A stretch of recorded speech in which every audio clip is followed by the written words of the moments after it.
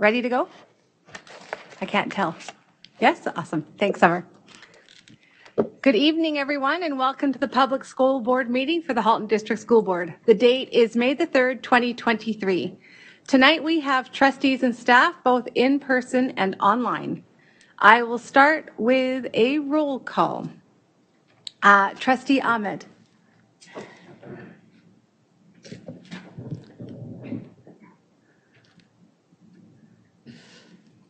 Yes, please. Trustee Amos. Good evening, everyone. Trustee Baxter. Good evening. Trustee Collard.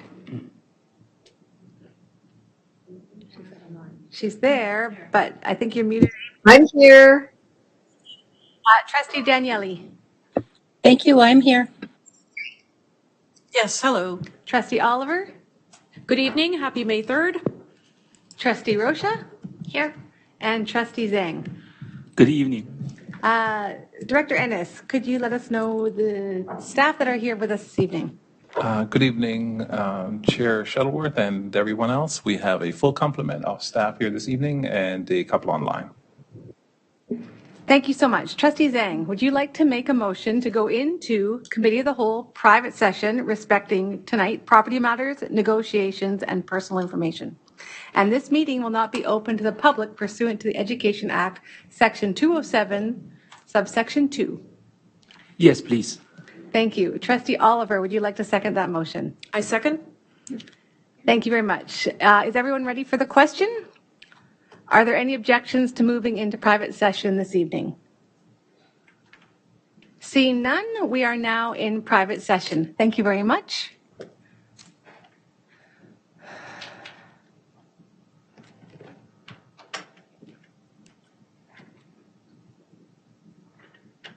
Freddie's here for the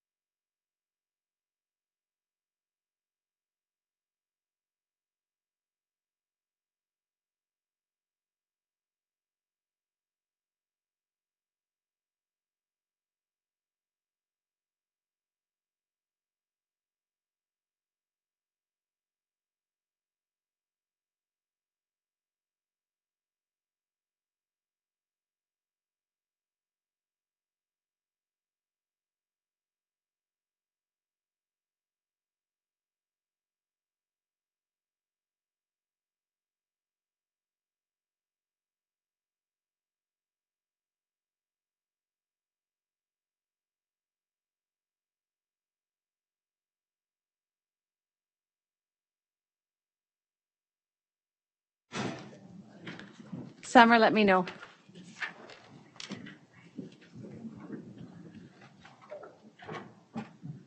All right, good evening, everyone, and welcome to the public meeting of the Halton District School Board. The date is May the 3rd, 2023. I would like to welcome our guests joining us this evening. Thank you all for coming. For those in our gallery, we welcome you this evening and pleased you are here. Just as a reminder that as guests, you are not permitted to speak or disrupt the meeting. Only those who are delegating will be able to address the Board of Trustees. Although most of us are here in person, we have a few that are joining us virtually. Both Trustee Collard and Trustee Daniele are online, but everybody else is in this room this evening, and I'd like to take an opportunity to welcome our student trustees, Trustee Ruggiero and Trustee Wang, who joined us after private this evening. Director Ennis, can I check with you as to which staff are present this evening? Thank you, Chair Shuttleworth, and good evening, everyone. We have a full complement of senior staff here this evening to support the agenda, and we look forward to the meeting. Wonderful. Thank you very much. Tonight, Trustee Wang will be honoring the land.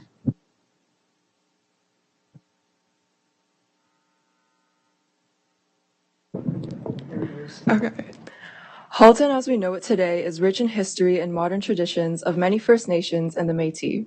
From the Anishinaabe to the Attawaddaron, the Haudenosaunee, and the Métis, these lands surrounding the Great Lakes are steeped in Indigenous history.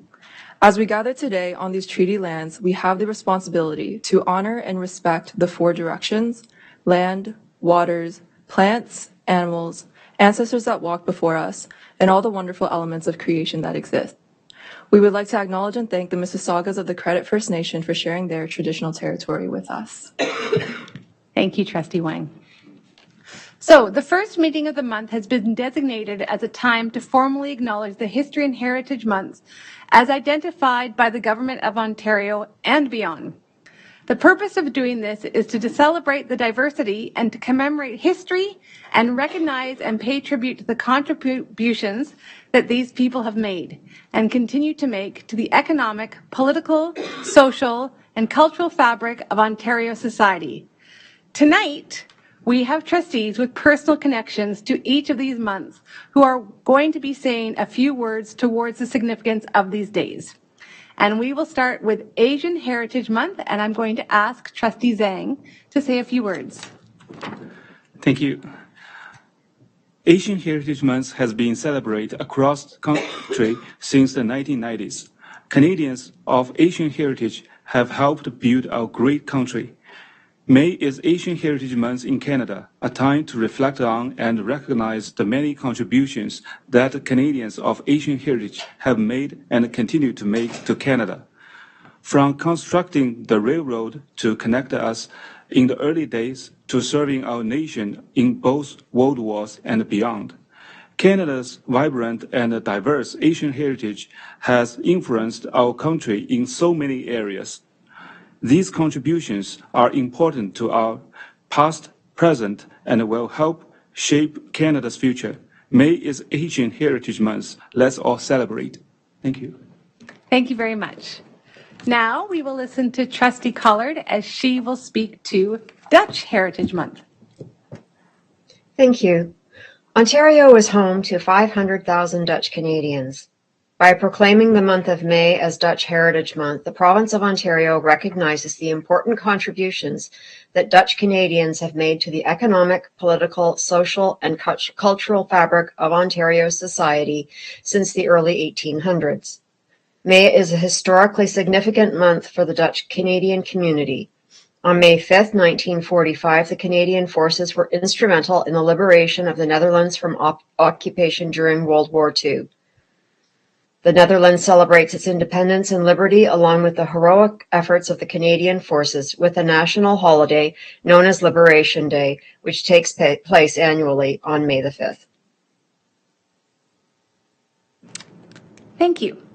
Trustee Baxter will now speak to us on Jewish Heritage Month. Thank you. Thank you. I am honored to share that May was declared Jewish Heritage Month in Ontario in 2012 and federally in 2018. The timing is significant in coinciding with Israeli Independence Day and Holocaust Remembrance Day, which typically occur in April or May.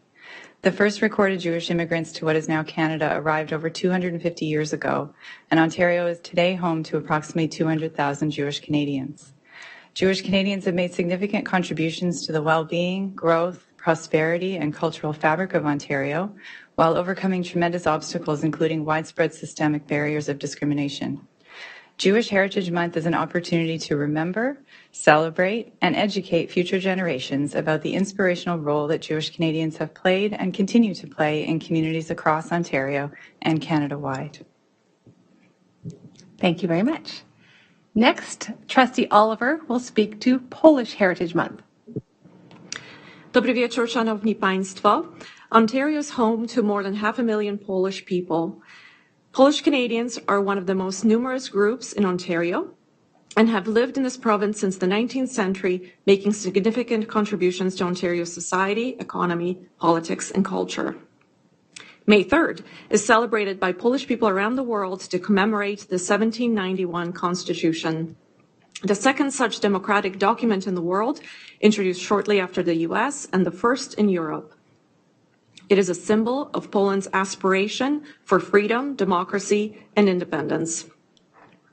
By proclaiming the month of May as Polish Heritage Month, the province of Ontario recognizes the impact that Polish Canadians have had on Ontario's history, culture, and democratic institutions.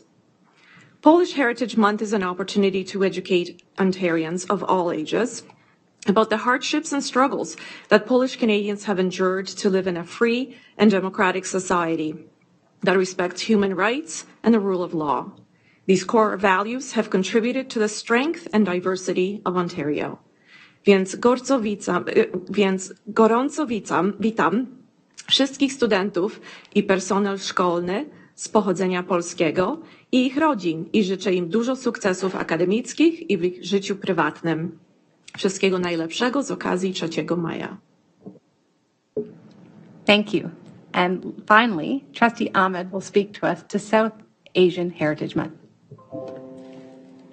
Thank you, Chair Shuttleworth, and thank you for this opportunity. There are 8 countries that make up South Asia, and namely Afghanistan, Bangladesh, Bhutan, India, the Maldives, Nepal, Pakistan, and Sri Lanka. Diversity represents one of Canada's greatest strengths, and it is our duty to ensure that all people in Canada have the opportunity to reach their full potential and to be able to contribute to their fullest. There are roughly 2.6 million people in Canada belonging to South Asia, a South Asian background, which is approximately 7.1% of the total population. South Asian influences can be found everywhere in the major urban centers, be it the restaurants and the flavorful food, the colorful dresses, the festivals, or the different languages and various cultural practices. The South Asian Heritage Month is all about reclaiming the history and identity of South Asian communities living in Canada. It is absolutely wonderful and amazing to let people tell the story of their lived experiences as we learn about how throughout Canadian history they've contributed to make this great country what it is today. This month is a reminder for all Canadians to come together to combat racism and discrimination in all its forms. This can be done through learning more about the history of people of South Asian origin in Canada and to celebrate their contributions to the growth and prosperity of our society. I would like to thank the Government of Canada for declaring this month the South Asian Heritage Month. Thank you, everyone. Thank you. And I want to take a quick moment to thank all of our trustees for really bringing that personalized approach to recognizing the History and Heritage Months that we do every month. So thank you very much. Okay, we are now up to the agenda. Trustee Gray, would you like to make a motion to approve the agenda? Yes, I would. Thank you. And Trustee Daniele, would you like to second that motion? Thank you. Yes, I would. Great. Thank you very much. Is everyone ready for the question? Are there any objections to approving the agenda this evening? Seeing none, the agenda is approved by unanimous consent. Now, in relation to our agenda this evening, I'd like to check, are there any declarations of possible conflict of interest? Wonderful. Seeing none, we can move on to my favorite part of the evening, item 2.0 or 2.1, our Inspire Awards. And I'm going to pass it over to both Trustee Gray and Trustee Ahmed, the co-chairs of the Inspire Committee, to present the awards this evening. Thank you very much, Chair Shuttleworth. An Inspire Award is given to an individual or a group that is formally or informally associated with the Halton District School Board and who supports our students in their achievements through exemplary caring, initiative, innovation, and creativity. Tonight we have 16 awards to present, 4 of which will be here in this board office. The rest will be at respective schools. We will use the presentation created by our communications department to assist us tonight. Before each presentation, I will name the recipient and the name of the trustee presenting the award, and I will invite both individuals to front and center here in the boardroom. So our first presentation tonight is Ashana Patter from Aldershot High School, and Chair Margot Shuttleworth will be making this presentation. Please come forward. Okay, come on up, but I'm going to read your stuff first. Okay. So if you want to stand here and look pretty while I read, that's wonderful. So is it Ashana? Ashana, okay. Ashana Pater is a student at Aldershot High School. She always goes above and beyond to support her school and those around her. Anytime the school is hosting an event, Ashana is there to help out and show her school spirit. She is kind and considerate, and she is always there to support her friends through tough times. Every other Friday, Ashana runs a school survey table where she asks students to provide feedback about how Aldershot School can improve. A small gesture makes her peers feel heard and provides an outlet for students to express their feelings. As a student senator, Ashana does her best to make positive changes within the school based on student feedback. Now this is really cool. As an iSTEM school project, Ashana and her team created a campaign known as the Shark Society, where they walked around downtown Burlington and interviewed people to determine how much they knew about shark finning industry in East Asia. This initiative helped to create awareness within our community about this very important issue. Ashana has inspired many of her peers and teachers, making her so worthy of this award. Congratulations. Now I'll join you.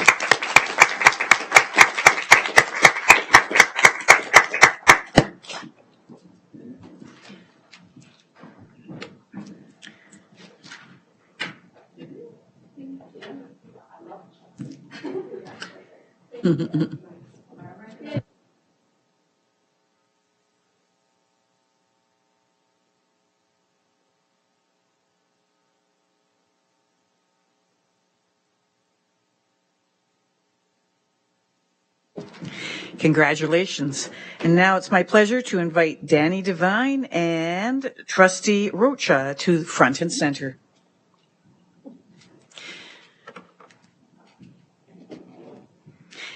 Danny is a teacher at Iroquois Ridge High School. He is a wonderful teacher who always encourages his students and supports them when they're struggling.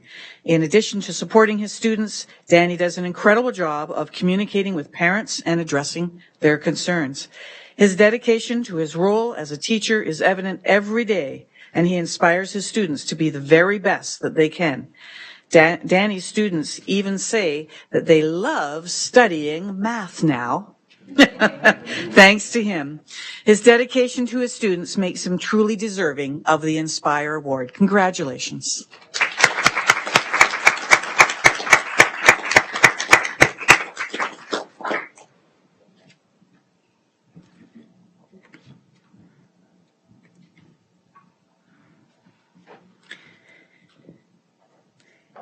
And now I'd like to invite Trustee Ahmed to the front to make a presentation.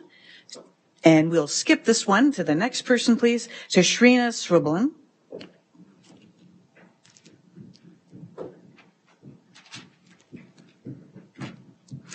Welcome, Shrina. Shrina is a student at Craig Kilberger Secondary School. Shrina consistently goes above and beyond to care for the students around here.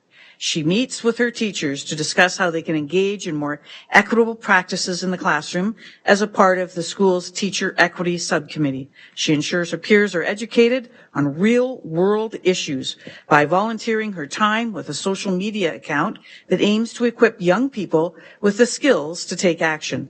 Last year, she was involved in the HDSB Student Senate's Mental Health and Well-Being Subcommittee to analyze mental health issues in the HDSB and to advocate to provide more mental health resources for students. Shrina is dedicated to her community, volunteering 1,000 plus hours of her time with organizations such as the Milton Youth Task Force, STEM Fellowships, Tech Under 20, etc. So many students and peers have been inspired by Shrina. She also supports students through her self-started venture, the Flourish Foundation, which focuses on donating toys, warm clothes, and resources to children of all ages so that they can flourish throughout their childhood. Congratulations, Shrina.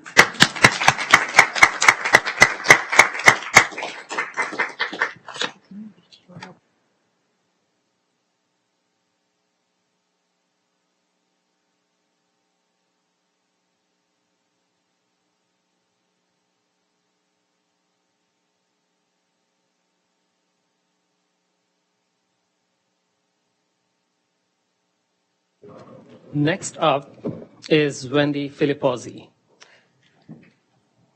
And award is being presented by Jean Gray. Wendy Filipozzi is a bus driver for the Limehouse Public School community. Wendy demonstrates care and concern for her students every day. Recently, Limehouse Public School registered a new kindergarten student from Ukraine who did not speak any English. He had never ridden a school bus before coming to Halton Hills. This was truly a new experience for a family leaving the unsettled circumstances of their homeland. Although eager to try new things, the young student was so excited that he had some difficulty riding safely at first. Wendy was experiencing a communication barrier with the student when she tried to help him safely ride a school bus for the first time in his life. While Wendy could have just written a bus report for the principal to handle the issue, instead, she went above and beyond to find out that his primary language was Russian and learned some key phrases to communicate better with her student, and even provided him with a book on school buses. Wendy has inspired her community by taking this challenging situation and turning it into a positive experience for this student and his family. Well done, Wendy. Thank you so much.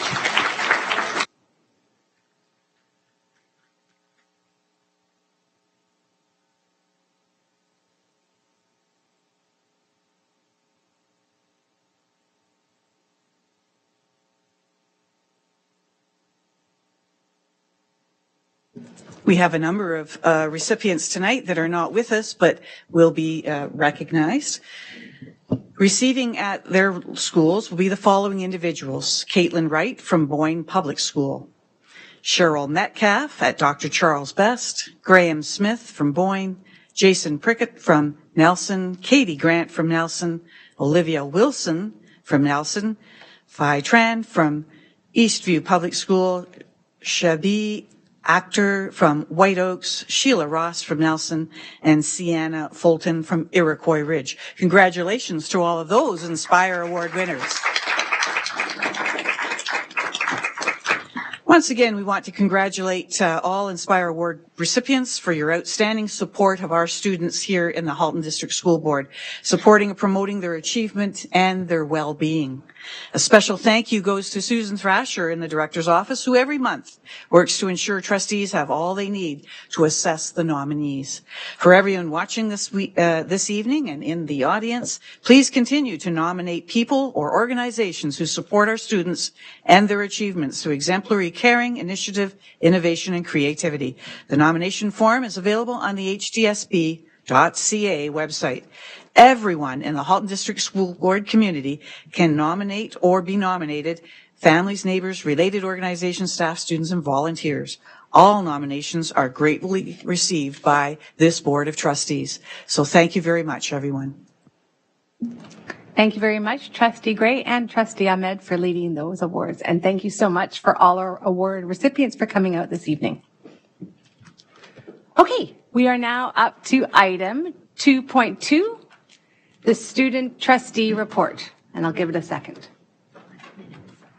Yeah, I've got it.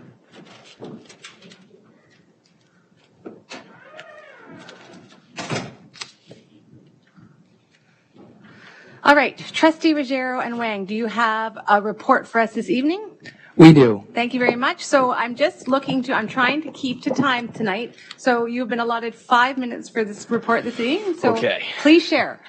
All right. Well, good evening, staff, students, community members, trustees, and incoming student trustees. We hope you all are doing well. May is a busy month for students across the system, from IB/AP exams to performance tests. We know that we aren't the only ones with a busy schedule. We're thrilled to update the board on a wide variety of initiatives, such as the Mental Health Task Force, the Student Equity Committee, and the High School Outreach Project. So last Tuesday, Trustee Ruggiero and I, along with our incoming student trustee, Shrina, our trustee mentor, and our staff advisors, had the pleasure of attending the Student Trustees and Communications Workshop planned by the HDSB Communications and Engagement Department. We gained a lot of valuable information from this session, including how to link our initiatives to the multi-year plan, how to best conduct ourselves on social media to ensure professionalism, engagement, and clear communication, and how the department can support our Student Senate and us in our role as student trustees. Thank you so much to Communication Engagement Manager Heather Fancy, Communications Officer Jason Meisner, and Communications Officer Haley Juniper for organizing and leading this session and bringing all this learning to us. Last weekend, Trustee Wang and I had the wonderful opportunity to speak and present and host a workshop at the HDSB's annual Parent Involvement Committee Conference. From running our own workshop called Elevating Extracurriculars to hosting a post-secondary panel from students of all different pathways, it was great to connect with parents from across the system about the wonderful opportunities this board has to offer their children.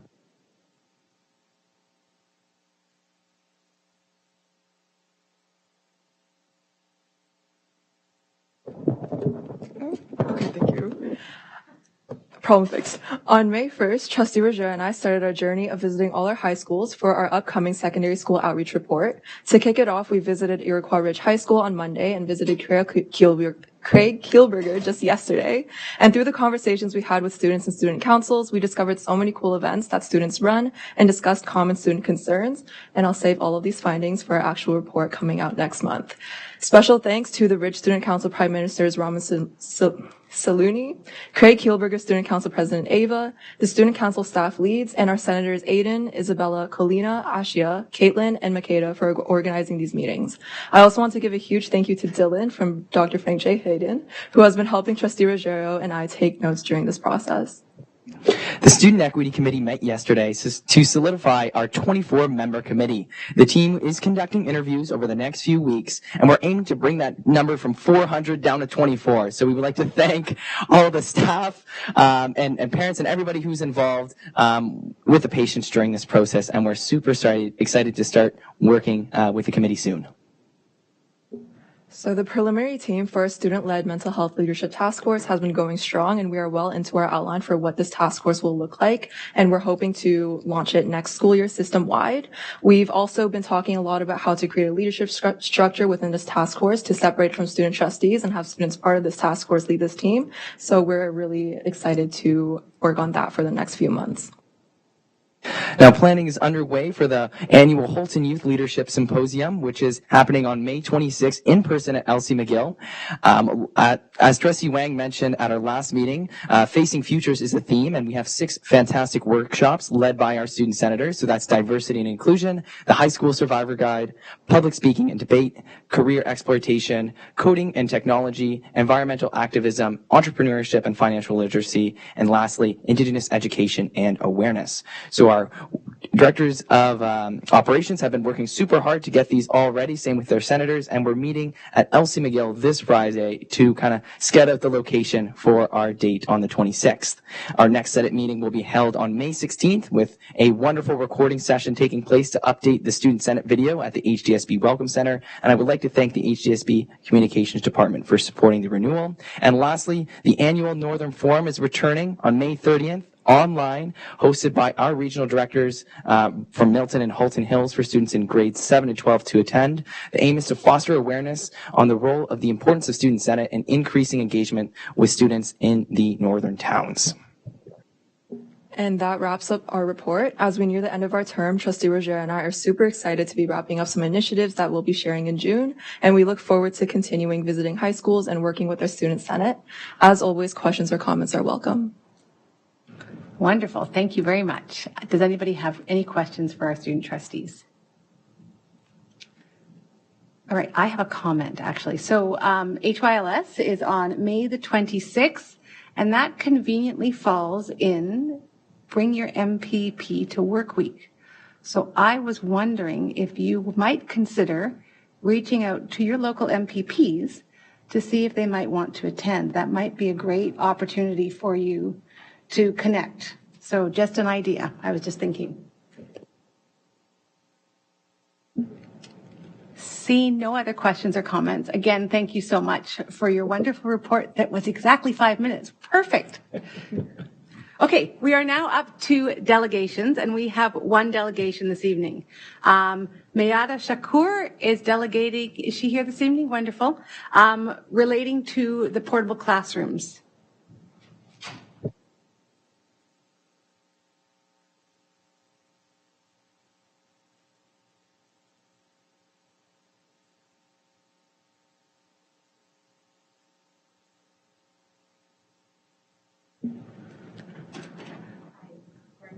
Yeah, welcome. So there should be a little button by the microphone, and you'll see the red light go on, which will show that you are working. I'll let you get settled, and I'll just kind of go over some general rules for you. So we have up to 6 delegations this evening. You are only one tonight to give perspectives on the issue at hand. Each delegation will be allowed 5 minutes to present your delegation.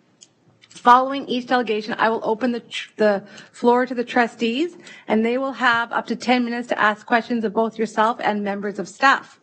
Delegates, you must refrain from using derogatory language and making statements that would personally identify individuals, including staff, students, community members, or trustees.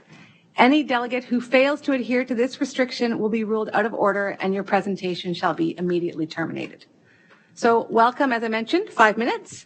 I am going to keep time on my watch, and I will try to give you a somewhat subtle signal, but I find when I'm subtle, you don't see. So I'll try and wave my finger so that you know you have 1 minute left. And then once your delegation is finished, I'll open the floor for 10 minutes for questions. So whenever you are ready, you can begin. You need to turn your microphone on. Okay, is that better? My name's Mayada Shakur. I'm a mom of 3. My kids are in the HDSB school board system. Thank you for letting me speak here today. Myself and several other parents have been raising concerns about assigning early grade students, in particular grades 2 and 3, to portables, which has become a common practice across the HDSB. I'm here today to highlight to you some of the real life issues faced by grade 2 and 3 students who are in these portables, and to discuss how the current admin procedure on portable classrooms and its proposed replacement are both inadequate as drafted to meet student needs. Everyone recognizes that while portables are not ideal learning environments, they have unfortunately become a fairly permanent feature of our education system. The reasons for this are outside of my or this board's control. However, how portables are used is within our control, and we have a responsibility to our students to make sure that decisions about which students are placed in portables is given proper consideration. The current admin procedure that's being rescinded has specifically recognized this and put in place guardrails that are very clearly geared towards ensuring that the most vulnerable and least resilient students, including those who are younger, should not be in portables if it's avoidable. Part 6 of that admin procedure outlines minimum factors for consideration by principals during classroom allocation, including specific accessibility needs, traveling back and forth to the main school building, student age and maturity, the supervision of students, and access to washrooms. However, in practice, these guardrails were not always being effectively applied, and principals were using various unjustifiable rationales, not related at all to the admin procedure, for placing younger students in portables instead of their older peers. For example, saying that the kids are smaller and would therefore fit more easily into the portables, or that we've always done it this way, or that nobody else has complained when in fact many had. At my children's K-8 school, grade 2 and 3 students are in portables, while older students were given priority to be placed in the main building. Parents have raised a number of incidents and safety and well-being concerns of having 6, 7, and sometimes 8-year-olds in the outside in the portables. For example, to get to the main building, children go in pairs, unsupervised from the portables that are either next to the school parking lot or adjacent to a very busy road. The placement of the portables themselves is not the issue. They are considered to be in an appropriate location per the admin procedures in terms of the distance from the school, etc. The issue is that second and third graders don't go directly to the main building. They tend to stop and play around outside with their friends. Older students would have the requisite maturity to not stray off of school property, but parents are very concerned about the unsupervised second and third graders.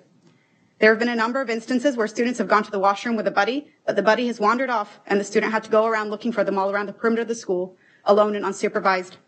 One third grade child on the way to the washrooms got their head stuck in the heavy school external doors because they were messing around with second graders who were also going to the washroom at the same time. There was no teacher around to help them, and an older student that was luckily passing by had to intervene to open the door off of that child's head. Several children have wet themselves in class. In one class alone, 4 children wet themselves within the first month of school because washrooms are simply too far away. Many children struggle with the key card entry system for the doors, and in the fall and winter, they have to contend with changing jackets, indoor-outdoor shoes. This has been an extremely humiliating experience, and parents say that their children sat in their urine-soaked clothes all day because they were far too embarrassed to tell their teacher and have their classmates found out. Some children have stopped drinking water throughout the day to avoid this happening again. This would simply not happen to older children who have better control of their bladders and are mature enough to speak up. The supervision of students at morning drop-off and during the lunch period has varied between non-existent to inconsistent because of, again, limited resources to assign adequate staff for portable supervision. This would not be as great of a concern for older students who are more mature and don't require as close of supervision. These incidents have parents very worried about their children every time they're dropped off into the school's care and lead to other worries about the impact on academic achievement because of lost instructional time with all of the students back and forth to and from the portables, self-esteem issues, and anxiety around washrooms during these important foundational education years when they should just be focusing on learning. We were therefore seeking an amendment to the current admin procedure in order to amend the minimum considerations to more explicitly outline the order of priority for in-school versus portable classroom allocation. In particular, that grades 4 to 8 would receive first consideration for allocation to a portable, while K to 3 classes would be prioritized for being in the main building unless no other alternative is feasible, and only then with the approval of the superintendent. However, on reviewing the new draft that is before the board for approval today, I can see that it has instead entirely removed even the basic language about considerations for portable use and put in some generic, non-specific language about safety, security, and accessibility considerations when deciding the physical placement of the portable structures. There is no reference to students, the primary users and beneficiaries of the portables. We cannot today change that there are portables or that there are limited human resources to adequately supervise the portables, but we can change how we use our limited resources to ensure the safety and well-being of our more vulnerable students by making a simple change to the existing policy rather than delete all of the existing protections. This should not be controversial and should not require persistent parent follow-up for a common sense approach. I urge you to not approve the proposed admin procedure on portable and porta-pack classroom placement and inspections that is on tonight's agenda, and to allow the proposed edits in order of grade level consideration in portable allocation. Thank you. I hope I made that in time. Sorry if I spoke You did. fast. Just a couple of seconds extra. That's okay. Okay. Thank you very much. I will now open the floor. Do trustees have any questions for our delegate or members of staff?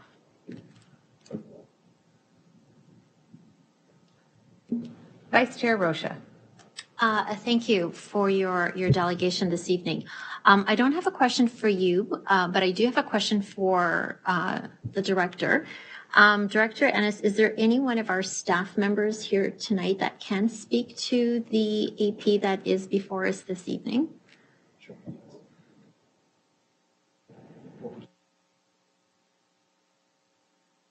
Yeah, yes, okay. So my question would be, based on what we heard today and the proposed revised AP, what are some of the considerations that, I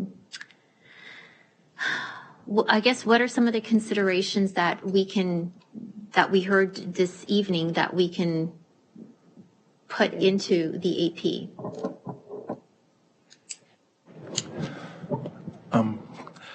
I'm going to first let me just acknowledge the concerns that have been raised. We certainly understand they are valid, and schools are placed in very difficult circumstances, trying to manage, particularly in school populations where we just don't have enough room And I understand with clarity what you're suggesting. But I'm going to ask Associate Director Samini just to speak a little bit more on that. And I don't know if Superintendent Cadet or anyone else in the room would want to add to it as well. Certainly, thank you. Through the chair to Vice Chair Rocha. To answer your question, I'll speak to the piece around decision-making for principals and some of the things that they consider. And it's very dependent on the school. Depends on the number of portables that a school has and the number of classes that need to be out there. Accessibility certainly is one of the primary things that is a factor, but also different various learning needs of students. And that wouldn't necessarily be known to the public, but certain students for their learning needs would need to be closer to the office in the building. So that's another factor that is looked at. And depending on the number of classes, it would be very difficult for us to say that we could never have, primary students out there. And speaking, I know that our delegate has shared with us some of the concerns for young kids. On the other end of the spectrum, students in grade 7 and 8, there are also some other reasons why we would need to keep them in the building, including programming, right? So when we think about things like science and the science and tech equipment, that's not in the portable, that's in the building. Music. So there's a variety of programming reasons where we try to keep our older kids in the building for those classes. So those are some of the considerations. And it is very difficult. And school by school, our administrators struggle in this decision making. When there's 1 or 2 portables, it's not that difficult. When we have a site with many, many portables, it becomes much more challenging. May I respond to that, if that's possible? I'm not sure what the order is, but just to ask a question, a clarification on the school needs. So student needs. How this works now is we ask questions. If we ask a question of you, you can ask that question. But right now, these are questions for staff. Is that all right? Yeah, no problem. Thank you. I've just gone through the whole system just to get here. And Oh, wait. I'm glad to have spoken my piece. Would like to add some more context, if you will. Superintendent Godet? Yes, thank you. As the superintendent responsible for the administrative procedures, we did look at the fact that we had 2. We're looking to combine them into one to make it easier to find all the information about our portables and how we manage our fleet of more than 300 throughout the system. We look to streamline the admin procedure as well, recognizing that we don't have a lot of choice where portables are placed. They're often contemplated through site plan approvals, and so are often allocated to certain areas of the school. So we as staff don't often have a lot of influence over where we place them. So that was the lens in which we were looking to revise our 2 admin procedures, combine them into one, was to streamline and make them more user-friendly and more readily available. It was not intended to be more prescriptive. I do understand what you're bringing forward, but that has not been, I don't believe, our approach in terms of prescribing how schools should organize their schools. We leave that to the leadership of our teams at our school sites. So that wasn't in the purview of how I look to modify this administrative procedure when I brought it forward. Trustee Collard. Thank you. Through you to the delegate, I just wanted to let the delegate know that administrative procedures are not voted on by trustees because they're operational in nature.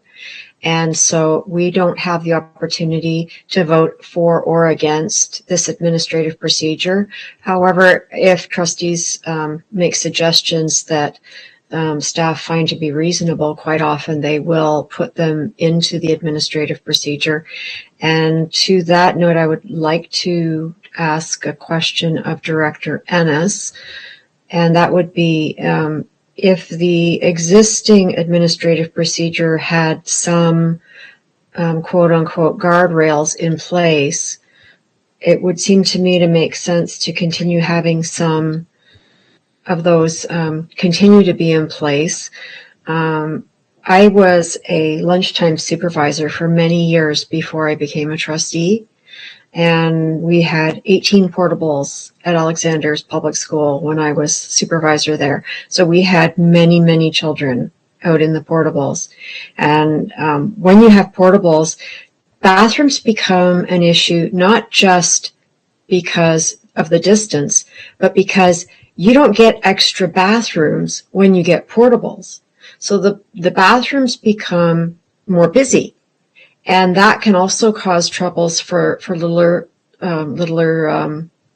children who don't have quite as much control about going to the bathroom. And I could understand the delegate's concern regarding children feeling ashamed, not wanting to hydrate, and perhaps getting a little bit silly on the way to and from the building. I'm wondering if having perhaps that guardrail in place with preference to students in grades 4 to 6 in the portables. I understand totally why the 7s and 8s can't be put out there because they move from classroom to classroom throughout the day. And so that would be creating a greater shortage of actual classroom space because you wouldn't put the younger children into a science room. So yeah, I get the whole 7-8 piece, but I'm thinking prioritizing 4 to 6 isn't saying you must put 4 to 6 in. It's saying where it's reasonable, try to put 4 to 6 in. And I think that that's a reasonable request. And I would like to know whether or not that's something we would consider adding in there. Thank you for the question, Trustee Collard. Through the chair, I think that's something that I would have to take back to the team to look at more deeply. I certainly understand the delegates' concerns, and certainly we can communicate an act of reasonability to our schools around who's in the portables. Without becoming prescriptive, we can provide some precision around considerations that need to be taken, but not a prescription. So that's the challenge. So that's what I would offer, that we would have to take a deeper look at it. Thank you. I appreciate that. Thank you. Trustee Gray. Yes, thank you very much through the chair. I don't know if I missed it or not, but have we been provided a copy of the delegation notes today? No, I can email them to you afterwards if you'd like. I think that would be very, very helpful. And secondly, I appreciate what I was hearing earlier tonight, the need for our admin teams to have flexibility in their programming. However, as I think I've just heard from Director Curtis Ennis, that there's also an ability for us to develop a sensitivity amongst our admin teams as to some of the challenges that are faced by these younger grades being in portables. And I think it would be helpful to maybe have a problem-solving session where perhaps our current administrators could share their best practices, because I really do believe that it's not the answer to be prescriptive, but rather to share best practices, ways around this, and how we can adequately supervise. I was alarmed to hear that some student may have had their head stuck in a door, but to allow for some really good dialogue around how we can adequately supervise and ensure safety for all students. But I'm totally hearing the messaging regarding the flexibility and the nature of not being non-prescriptive. But I think the notes that would come forward from our delegate tonight would be very helpful in shaping dialogue in the future. So I thank you for all that you've presented to us. It's been very enlightening. Thank you. Thank you. Thank you. Trustee Oliver. Thank you. Through your chair, I also would like to thank the delegate for raising your concerns with us tonight. And while I understand Associate Director's explanation around, how administrators look at the placement of their students in a portable, I would appreciate revisiting the AP from the perspective of adding back those guardrails as Trustee Collard was talking about, and perhaps looking at, and to build on Trustee Gray's suggestions, also add in maybe a process where, staff can seek assistance perhaps from their superintendent or some kind of process where they can reassess, we've looked at this, we've considered these indicators or guardrails, yet we still end up, with this sort of placement. Is there a different way of looking at it? Sometimes having, that external glance might help to solve the problem. So I'm thinking of some kind of a process that would allow for revisiting when we end up with these very young children placed in a portable. Thank you.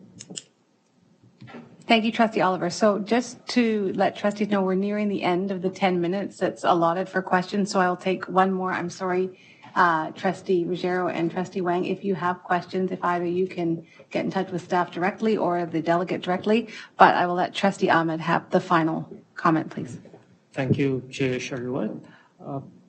I just wanted to say that, the situation is concerning and alarming.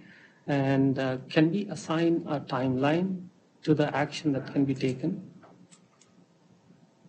Because this is looks like this is something that is waiting to happen. So Trustee Ahmed, this is one of the admin procedures tonight on the agenda. Okay.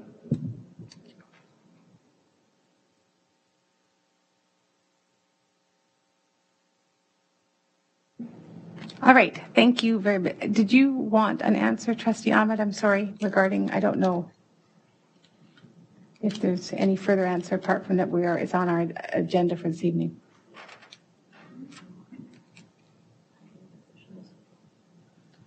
Timeline. So apart from it being on the, is there anything else that you wanted to ask or is that it's on the agenda this evening? No, that's okay. When it comes for the AP, then we can talk about it. Okay, thank you very much.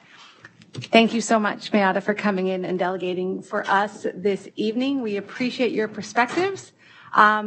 This item will be discussed later. So item 3.2.2 is where we have our administrative procedure update, and this is one of the items underneath that list. So you're welcome to stay to watch the rest of the meeting. Thank you very much.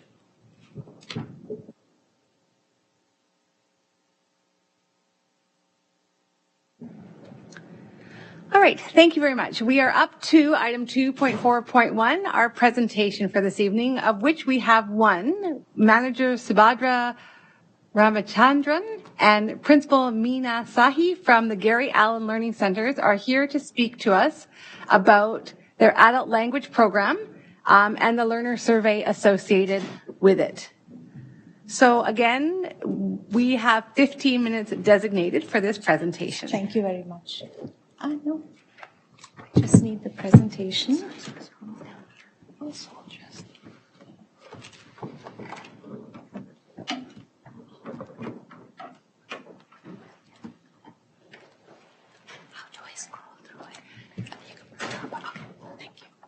Will it come up? Okay. Oh, awesome. Good evening, everyone. I prefer to stand if that's okay. Thank you very much for inviting me to shine a little spotlight on Gary Allen Learning Center's newest little program that commenced on November 2nd, 2020. And I had actually had the opportunity to present to the trustee group online at that time. I think it was early 2021, I forget. But it's a great opportunity to come back and speak to the progress of the program. And I shall start. We have a couple of, I have only 10 slides and I'll run through them quickly as I can and leave some time for questions.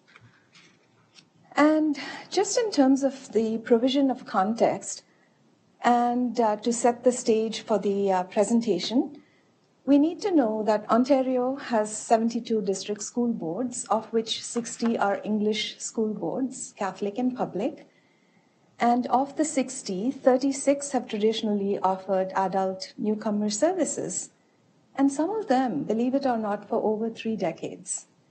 And Halton District School Board came on board in 2020, as I mentioned.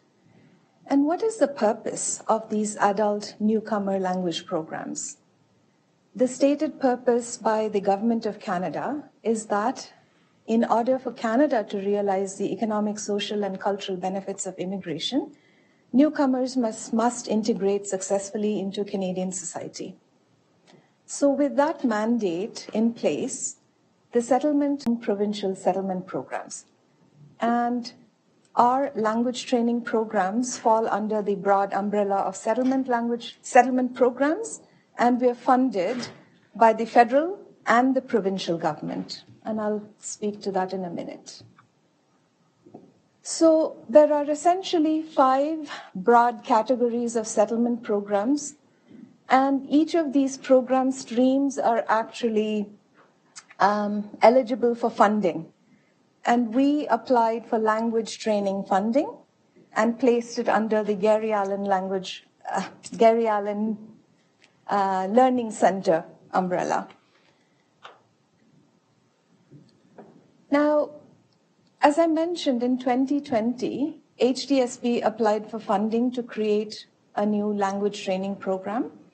And I'm not sure if many of you know, it was actually Superintendent Ngoi who was instrumental in bringing that program to Halton District School Board in 2020. We had applied for funding just from the federal government, and after I came on board, we also applied for funding from the provincial government. And funding was then secured from both levels of government. IRCC stands for Immigration, Refugees and Citizenship Canada, and the provincial government that funds our programs is Ministry of Labour, Immigration, Training and Skills Development. So one key element for us to remember is that the program operational costs are 100% funded by these 2 bodies of the government. And in fact, up to 15% of the budget is allocated to support HDSB-related administrative cost centers. And the annual funding from both these purses exceeds $4.5 million. So that is significant, and I want to now speak to what we have been doing with that money. So under the Adult Languages Program, we offer English and French as an additional language for newcomers to Canada. We have 4 program locations: Milton, Burlington, Oakville, and Georgetown. And the Georgetown site just opened in February of 2023. We have 51 classes. Because we started in the middle of a pandemic, we had all classes online. We had about 5 classes to begin with in 2020. And we now have 51 classes, of which 10 are in person, spread out across the 4 sites, and 41 online. And the demand for the online program is actually growing, where we have clientele from across Ontario. The government has made it possible for us to accept students, we call them learners, from anywhere across the province.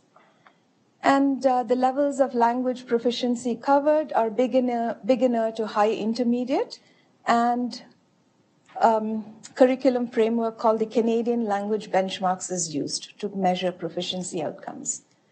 Total number of instructors and staff is currently at 59.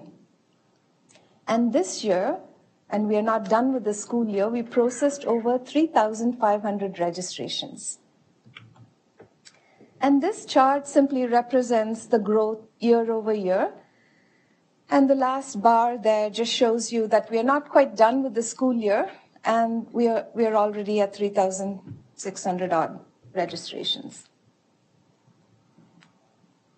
What is important now is to remember that Canada is set to welcome over 460 newcomers each year, and this has been the highest level in the history of this country.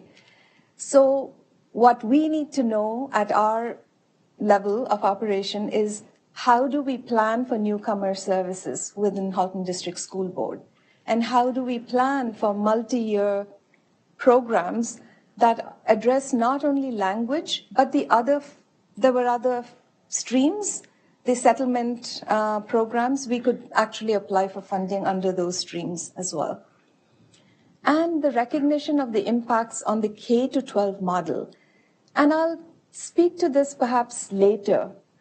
What what we see within the program and how we see that what we talk to the parents about. Anyway, I digress, but I'll come back to that in a little bit. Now, what those numbers mean for the newcomer programs is that we need to address the enrollment and waitlist issues. Our staffing is limited, the budgets are limited, and my duty is to constantly keep renegotiating. In fact, tomorrow we have a meeting with the federal government to give us funds to expand our program, the on-site program at Oakville. Oakville is just booming. We have a wait list of over 300 people, both online and in person, and this will be our strategy to ask for more money. And it's not just about money. There is a big need for employment and skills retraining programs, and in fact, the provincial government is targeting that sector. They want us to apply for funding in those streams so we can start developing those kinds of programs. In the last couple of years, we've actually developed a lot of strategic partnerships with the region of Halton, with the services, eSync, where the emergency services group, Sheridan College, Humber College, we have all these partnerships going, and in fact with the Gary Allen credit program. So we train our learners in the language and we send them off for the credit program. So there's a nice cross-pollination happening within Gary Allen. And I put an asterisk there just to indicate that the second bullet requires more proposal writing and funding requests. And finally, I did really race through it, but the metrics of success is not just the numbers, the money, the value of the budget, but what our students have said. And I actually planted the survey results as part of your package.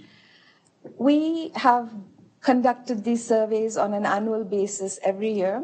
And this year we culminated the survey in January. And the results were stunningly positive. Over 92% said very satisfied or satisfied on a 5-point Likert scale. And I thought, you know what, that is what we should be attempting to do within our programs to provide good quality education for these newcomers who eventually will come into Halton and settle. And we also had positive coverage in the media recently about the opening of the Gary Allen Georgetown site. The point that I was hesitating there was about the creation, the concept of creating a family of learners. A lot of our students in the program are actually parents of kids that attend the K-12 system. Not just parents, we have grandparents. So we have situations where the grandparent will come to learn English, bring their grandchild, and leave them in the child care center. Oh, I forgot to mention that each of the 4 sites has a child care center attached to it. So parents leave their children and attend these English or French classes. And as they leave, they pick up their wards and go. So this is a great support service that I wanted to highlight and bring to your attention this evening. That's it. Thank you. Thank you, Subhadra. I'm going to open the floor to trustees for questions. Trustee Gray. Yes, thank you very much through the chair. What a fabulous program. And I was happy to see that article in the local paper in Georgetown, where I'm from, for the new program that had just opened up. As your program expands, how are you finding enough instructors? I'm glad you brought up that question because we are having difficulty hiring good qualified instructors. Our instructors need to be certified. The certification is called OCELT, and it's issued by TESOL Ontario, Teachers of English as a Second Language. And we are constantly posting There was a recent posting that went up yesterday or day before, this week, calling for more instructors. We can't keep up, but we also need staffing. If we have 41 teachers, we also need the number of coordinators. At the moment, we only have 3 full-time coordinators. So, yeah, constant posting, constant recruitment. We attend career fairs. York University has one coming up in June. I'll be attending that. So, Vice Chair Rocha. Yeah, thank you. What a great news presentation. So I do have I guess I want to clarify something. Am I to understand that this is completely funded? This program is completely funded. So nothing is coming out of the HDSB budget? If anything, it's, as I mentioned, up to 15%, and Superintendent Goy can speak to that. So it's a cost, what is it called? Cost recovery program. So it's a win-win for us. Okay, thank you. And then the other question I had was, to what do you attribute the skyrocketing number of enrollments in the program? It's mainly the immigration, and we do have what is called secondary and tertiary migration. So we have a lot of students that have appeared on our stats coming from Nova Scotia and Alberta. That's their primary landing site, but nothing stops them from coming to Ontario. They come to Ontario, GTA is the place to be, and then they end up in Halton region, perhaps housing, perhaps family. So it's the tertiary migration we see a lot of within the program. And the other point is good marketing. You have to put out those stories. Reporters can come seeking you, but sometimes we go seeking them. And that is what happened with the Georgetown thing. We produced the story, called the editor and said, can you put out a story? We need clientele. So things have happened on that front. Thank you. And seeing no further questions, I do have one. Sabatra, thank you so much for your presentation. We really appreciate it. So I'm just noticing you said 4.5 million, you bring in $4.5 million to the board. So that's really quite a substantial profit. And then you spoke to advertising things. Are there ways to increase that? So again, I know we're always looking for ways to find more money because we're always struggling.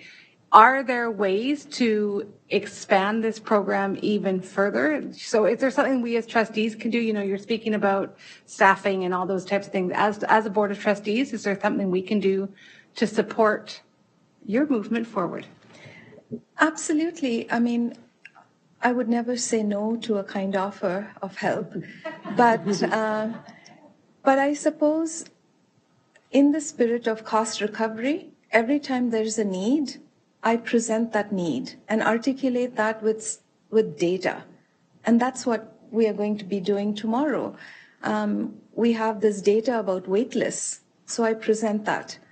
And they've given us money for even capital renovations. So we can ask them if the need is clear and present and articulated reasonably. Sometimes they will say no, but you have to push, and that has happened. I'd like to add that being new to the program, I've learned a lot from Spadra as well. But future growth, I think what Spadra mentioned about there are other, she mentioned there were 6 or 5 different areas that you can request funding for different programs that you're offering. We're offering the language program right now.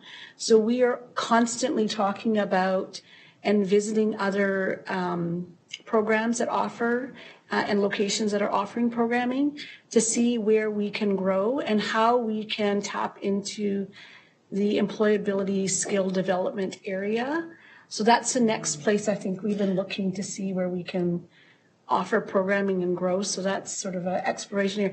But we will need some more people power to be able to put together some of those proposals, request the funding, and really be the brainchild behind how to develop it to expand the program in that direction. I think we have clarity around how the language program will continue to increase in size, but if we're going to stretch ourselves to look at a new area, it will be requiring some planning in that area. Yes, in fact, at a recent KESBA conference, the government, the provincial government, MLITSD, suggested that school boards should be applying for PSW funding. And the need is clear and present and great, and they foresee a big slide in numbers of PSWs, and they see these new immigrants as potentially filling that gap. And there are many service industries, the car manufacturing. We have Tim Hortons next door that came knocking at our door one day saying, do you have people that we can hire? So it's everywhere. It's just prioritizing where we put our money, where we make the ask, how we develop the program mindfully.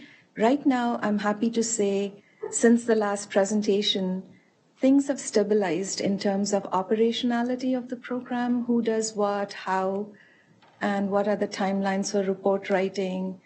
And I feel I can move forward with other ideas eventually. All right, thank you. Seeing no further questions, we really appreciate your presentation. And again, and it's amazing to look. So, I can't remember the number before, but thinking that this year you have 3,681 registrations and waiting lists still, Yes. That's amazing. That comes down to the hard work that you put into the program. So thank you so much. Thank you.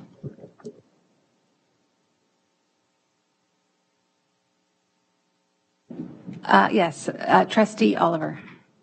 Thank you. Through you, Chair. I hope that you and my fellow trustees will be able to indulge me. I'd like to put a motion on the floor if we could please reorder the agenda. The reason is we have in the audience our two student trustee elects, and there is a report coming up that pertains specifically to them with a recommendation. And unfortunately, one of them will have to leave us shortly, and I think it would be lovely if both could be present here for the report. And so if I could please put that motion, or ask you to put that motion on the floor. Thank you. Okay, so you're asking for item 4.2.1 to be moved up to be next on the agenda? Yes, I am, please. Okay, so there is motion on the floor to move to reorder the agenda. To move item 4.2.1 up to prior to the consent agenda. Do I have a seconder for that motion? Trustee Gray, thank you very much. All right, is there any discussion or debate concerning this motion?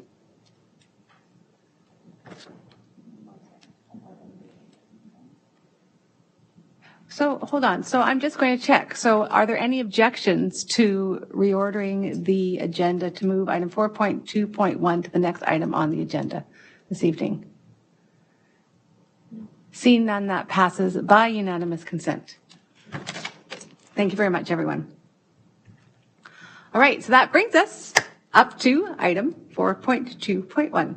The approval of the student trustees for the 2023-2024 term. Report number 23074. Trustee Oliver, I'll pass it over to you. Thank you. Through you, Chair. My dear colleagues, as you're aware, recently in February, we held the student trustee elections. And so I will pass it over to our esteemed student trustees, Rogerio and Wang, to please speak to this report before I put out the recommendation. Thank you. Thank you, Trustee Oliver and Board of Trustees, senior staff. Thank you for your time today. Student trustee elections for the 2023-2024 school year took place on February 24th, 2023. Voting was conducted by electronically, with all grade 7 to 12 students being eligible to vote. In addition, with a partnership with municipal election officials from the town of Oakville and the town of Burlington, voting stations were set up at Oakville Trafalgar High School and Dr. Frank J. Hayden Secondary School, respectively. So these two that Ethan just mentioned were pilot sites that were inspired by municipal elections, and in total, over 2,500 grades 7 to 12 students from across the district participated in this year's student trustee elections. There were 23 candidates, with Sultan Alimjanov and Shrina Sribalan being elected to serve as student trustees in the 2023 to 24 school year. Sultan is a grade 11 student at Abbey Park High School, and Shrina is a grade 11 student at Craig Kielburger Secondary School, and they're going to be beginning their term on August 1st, and we're super excited to introduce them to the board here tonight. Thank you. And with that, I would like to please move that be it resolved that the Halton District School Board accept the student trustee election results of February 24, 2023, and approve the appointment of Sultan Alijmanov and Shrina Sribalan as student trustees for the Halton District School Board 23-24 school year, term effective August 1st, 2023, and I so move. Thank you. And Trustee Daniele, would you like to second that motion?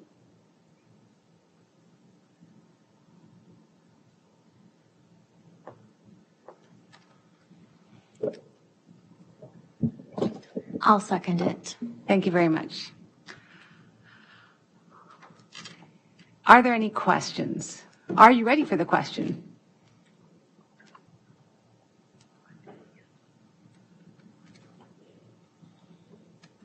All right, if everybody can please cast their votes. Thank you.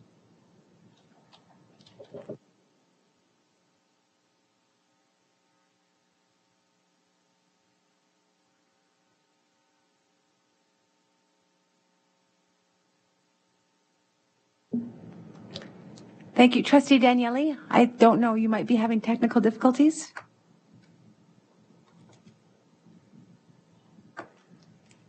All right, thank you very much. And that passes. Yes, I am. Sorry, I vote yes. Oh, wonderful. Thank you so much. And that passes unanimously. Thank you very much. We would like to welcome our new two student trustees for the 2023-2024 year, Sultan and Shrina. Congratulations and welcome to the board.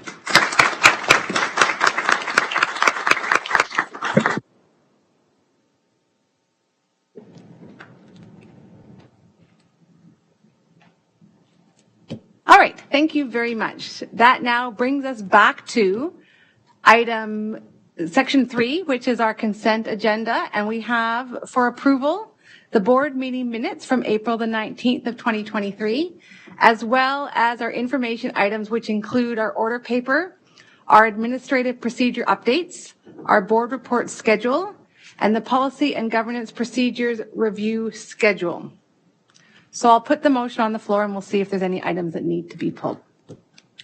Be it resolved that the HDSB approve the consent agenda and receive the information items for May the 3rd, 2023. Trustee Amos, would you like to make a motion to deal with the consent agenda? Yes, please. Thank you. And Trustee Baxter, would you like to second that? Yes, I would. Thank you. Thank you very much. Are there any items to be pulled for discussion this evening? Vice Chair Rocha. Yes, through you, Chair, I would like to pull the order paper and the administrative procedure update. Okay, thank you. Are there any particular pieces under the administrative procedure? I'll start with the order paper. Okay, just let me check. Are there any other items to be pulled before we proceed with these two items? Okay, go ahead. Okay, great. So through you, Chair, the order paper, I'm looking for an update on two motions. The first one is motion M21-0102. So if you could perhaps provide an update as to where things are at with that motion. Right. So that motion was back from 2021. And if you recall, there were students from White Oaks that went and spoke to the regional council with concerns around what we are doing to fight anti-racism remarks within our schools. The Halton Regional Council unanimously passed a motion to, in regards to inclusive learning environment, which specifically referenced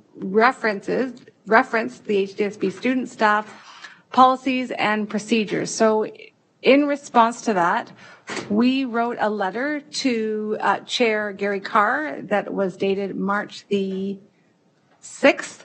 And I had forgotten, we did receive a response that was saying that because their offices are now closed, we had told the council that we are ready, that staff is ready to prepare a report to tell them the steps that the HDSB is taking towards addressing the issues that were raised by the students to the council. They said as the offices are closed, it might be wise for us to wait until the fall to address that issues with the council. Further with that, I know some of it looks at getting together with the regional chair as well as chairs from the Catholic and French school boards. We have had preliminary meetings with mayors and chairs from across the board to look at how we can collectively work together to address issues within the system. That was back in May of last year, so I am looking forward to seeing that there'll be another one of those meetings upcoming soon. I don't know if Director Ennis has anything he'd like to add in terms of reporting from the staff. Thank you so much, Chair Shuttleworth. I would just add that several subcommittees have been developed recently to look at enhancing both internal and external communications of the board. These include the enhancing internal communications within the HDSB and enhancing student voice committees. And we're looking at how to use the board and school websites and intranets to interact and communicate more effectively. We have work that's ongoing to review our communication practices and to evaluate them on a regular basis. And we have several communication mediums, including social media, school messenger websites, school websites, and also the Human Rights and Equity webpage, which has been updated this year. And we're reviewing and updating the Indigenous rights page as well. Through storytelling, we are going to bring the work of the Human Rights and Equity Advisory Committee and the MYP area of focus to life through the school year. This includes creating an awareness about the Human Rights and Equity Advisory Committee, the way forward, and the discriminatory and harmful language protocol. So these are all things that we're working on internally. If I can follow up. So to Director Ennis, so is your part of that motion completed? We have done substantive work on it. So it could be crossed off the order paper? I think it could be, yes. Okay, thank you. Okay, so can I ask about my okay. Yeah, go ahead. All right. So the other motion I'm looking for an update on is motion M22-0152. And I believe that the fallout of that motion led to another motion on the order paper, which was the creation of an ad hoc committee to discuss, a notification protocol. So if you could provide an update as to where we're at with that. Yes, so we as a protocol committee, so there's myself, Trustee Oliver, Trustee Gray, and Trustee Amos that have met 3 times. I'm going to actually schedule one more meeting because I know that Heather Francie from Communications has sent forward a draft memo or outline of what she's wanting to give to new principals in schools as to sort of direction that they should be following when they are inviting, for lack of a better word, dignitaries to school events. So that will then hopefully be able to come to Committee of the Whole in May. I think I asked you to have a spot. You said you've cleared some time up so that we can have that because I'd like that all to be finalized and organized for the upcoming school year starting in September. All right, thank you.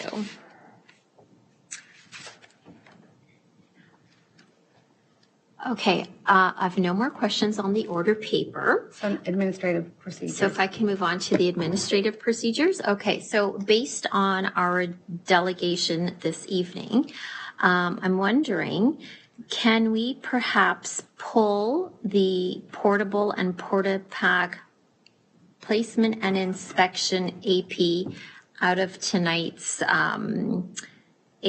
update and perhaps have another look to see what are the items that can be considered from tonight's delegation and perhaps bring it back to a committee of the whole. Wonderful. Superintendent Gaudette would. Looking to Superintendent Gaudette around the timing of that, if that's a possibility. Yeah, certainly we can take that back and take into consideration the delegation's presentation this evening, bring that forward to, again, our administrative council, and look to schedule that to come forward back to board, in a timely fashion. I don't think it should take that long. So can I just ask, you have key items that you've taken from the delegation this evening to look at? Like, I'm just wondering, you're saying you're taking it back, but what is it that you're going to be focusing on with it, just so I'm kind of clear? So I think that the delegate is going to provide us with a transcript of her delegation, and we will take a good look at everything that she has said tonight. Wonderful. Thank you. Thank you, Superintendent Gaudette. Vice Chair Rocha? That is all. Thank you. Thank you very much. Okay.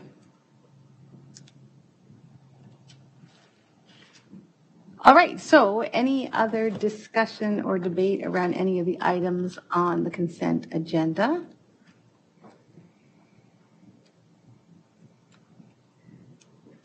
Seeing none, are there any objections to approving the consent agenda now as amended with the strike through on the order paper? Seeing none, the consent agenda is also approved by unanimous consent. Thank you very much, everyone. So that brings us up to item 4.0, ratification and action items for this evening. Item 4.1, ratification of business transacted in private session. Vice Chair Rocha, do we have any business from private session that requires approval? Yes, we do. We have one motion this evening, and that is, be it resolved that the Board of Trustees rescind motion M23-0051. Thank you very much, and I will second that motion, as it was I who asked for it to be rescinded.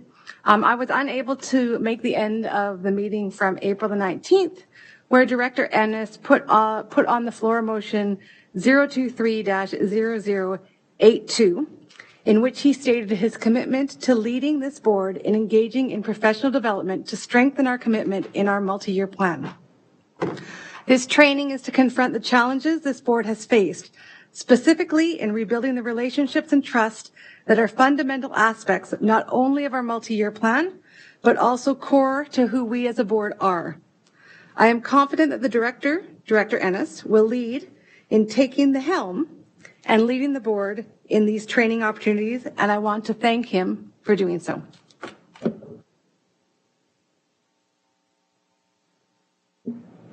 So, are you ready for the question?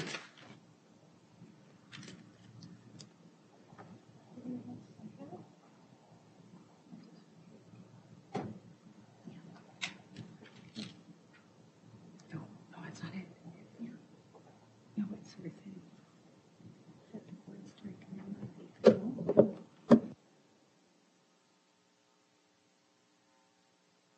Wonderful. So the motion is on the floor. If everybody can please cast your votes. Thank you.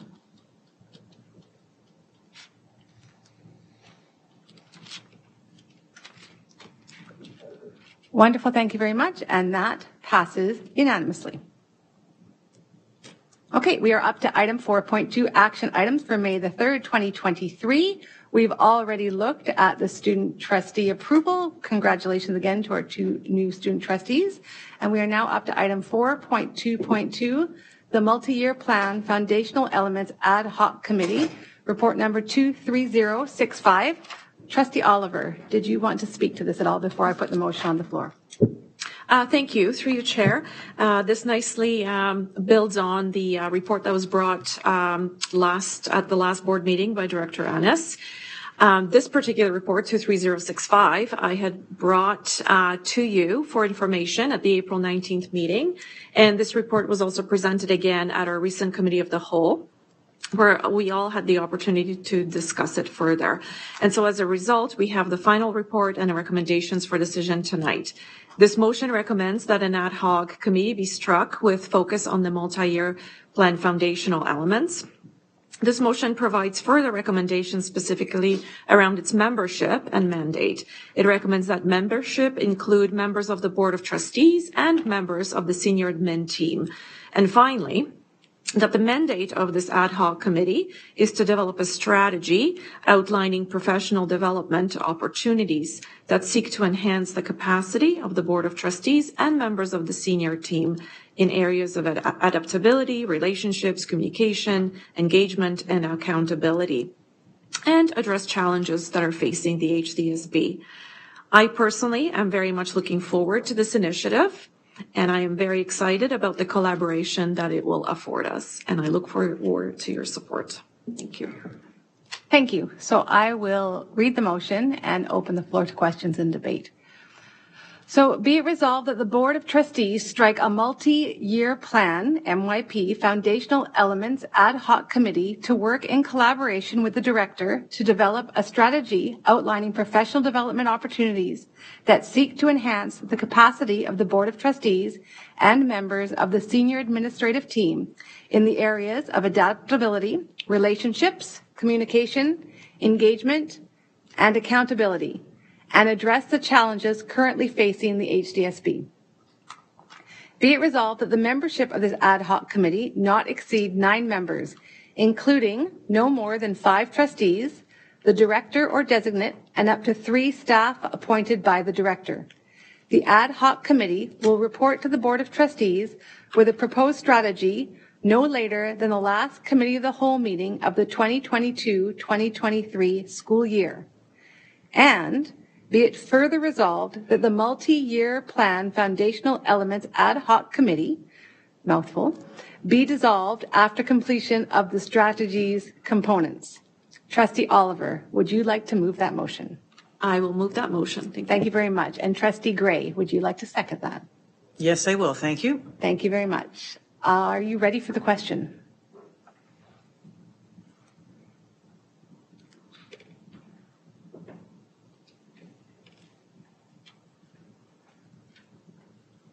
All right, if everybody can please cast their votes.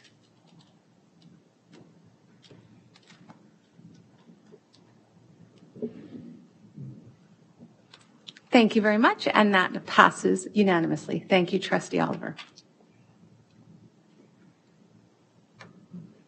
Okay, that brings us up to item 4.2.3, the Trustee Code of Conduct Policy and Governance Procedure, report number 23075.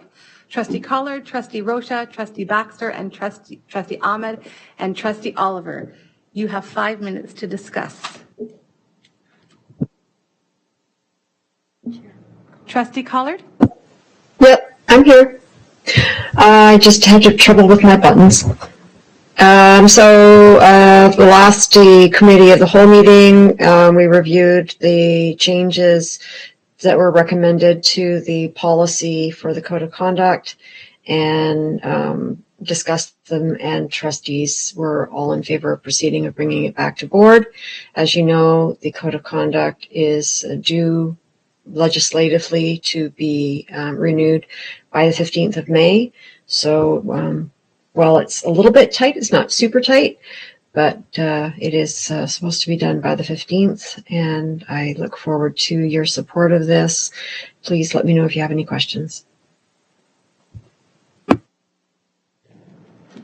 All right, thank you very much. I'll read the motion and then open the floor for questions and debate. Be it resolved that the Trustee Code of Conduct Policy and that the Trustee Code of Conduct Governance Procedure attached to Report 23075 be adopted and that all prior versions be revoked.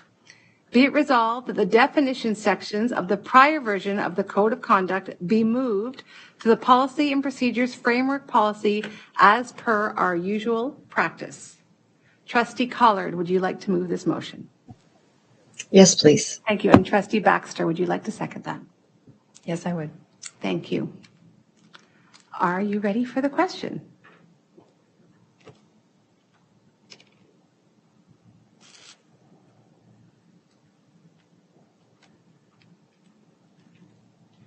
All right, thank you very much. If everybody can cast your votes, thank you. Wonderful, thank you very much, and that passes unanimously.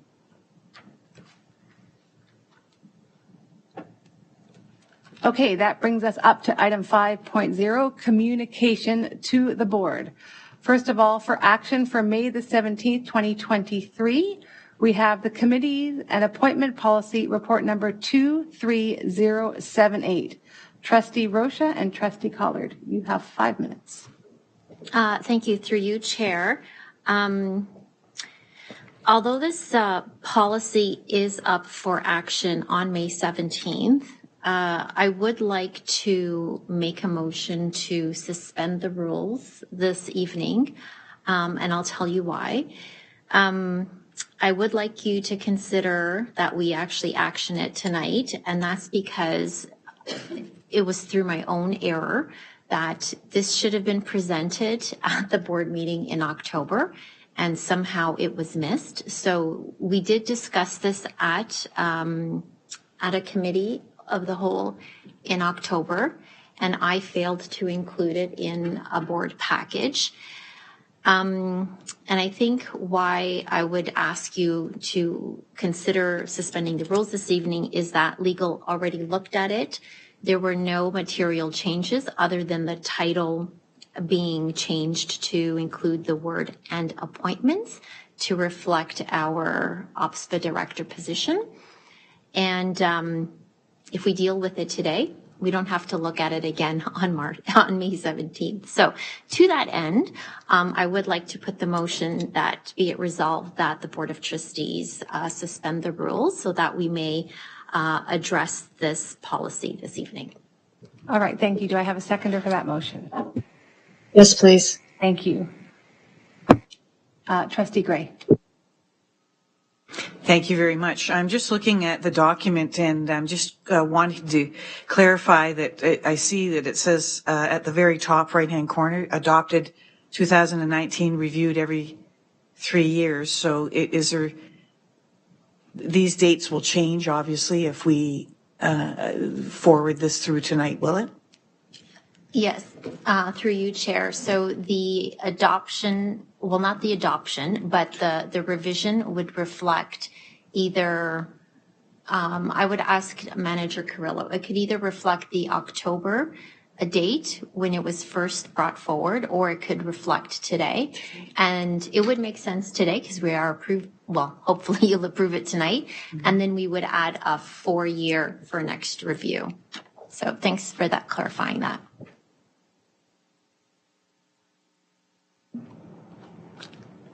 Thank you. Seeing no further questions, so as we are suspending the rules, that requires a 2/3 majority vote, or 2/3 vote. So,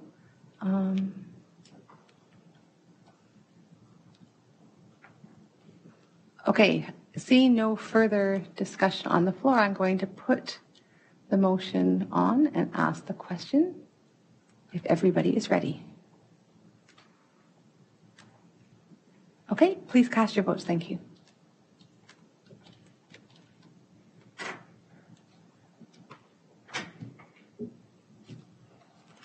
Wonderful. Thank you very much. And that passes by unanimous consent. So that means we will deal with this motion this evening. So is there any further discussion you'd like to have regarding the motion? Through you, Chair, I think I covered all of my rationale. So I wanted to say thank you to you for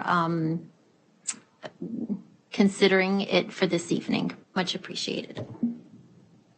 Okay, so I will read the motion and then check if there is any debate and then put it on the floor. So be it resolved that the Board of Trustees adopt the committees and appointment policy as appended to report 23078 and that all prior versions be revoked. Vice Chair Rocha, would you like to make that motion? Yes, please. And Trustee Collard, would you like to second that? Yes, please. Thank you very much.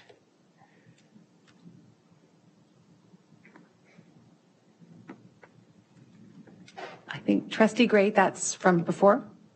Awesome. Okay. All right. So are you ready for the question? Okay, if everybody could please cast their votes. Thank you.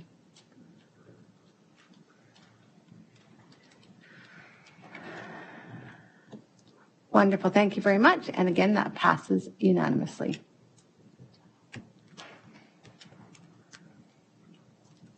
All right, that brings us up to item 5.1.2, Standing Committee section of the Committee and Appointments Governance Procedure, report number 23077.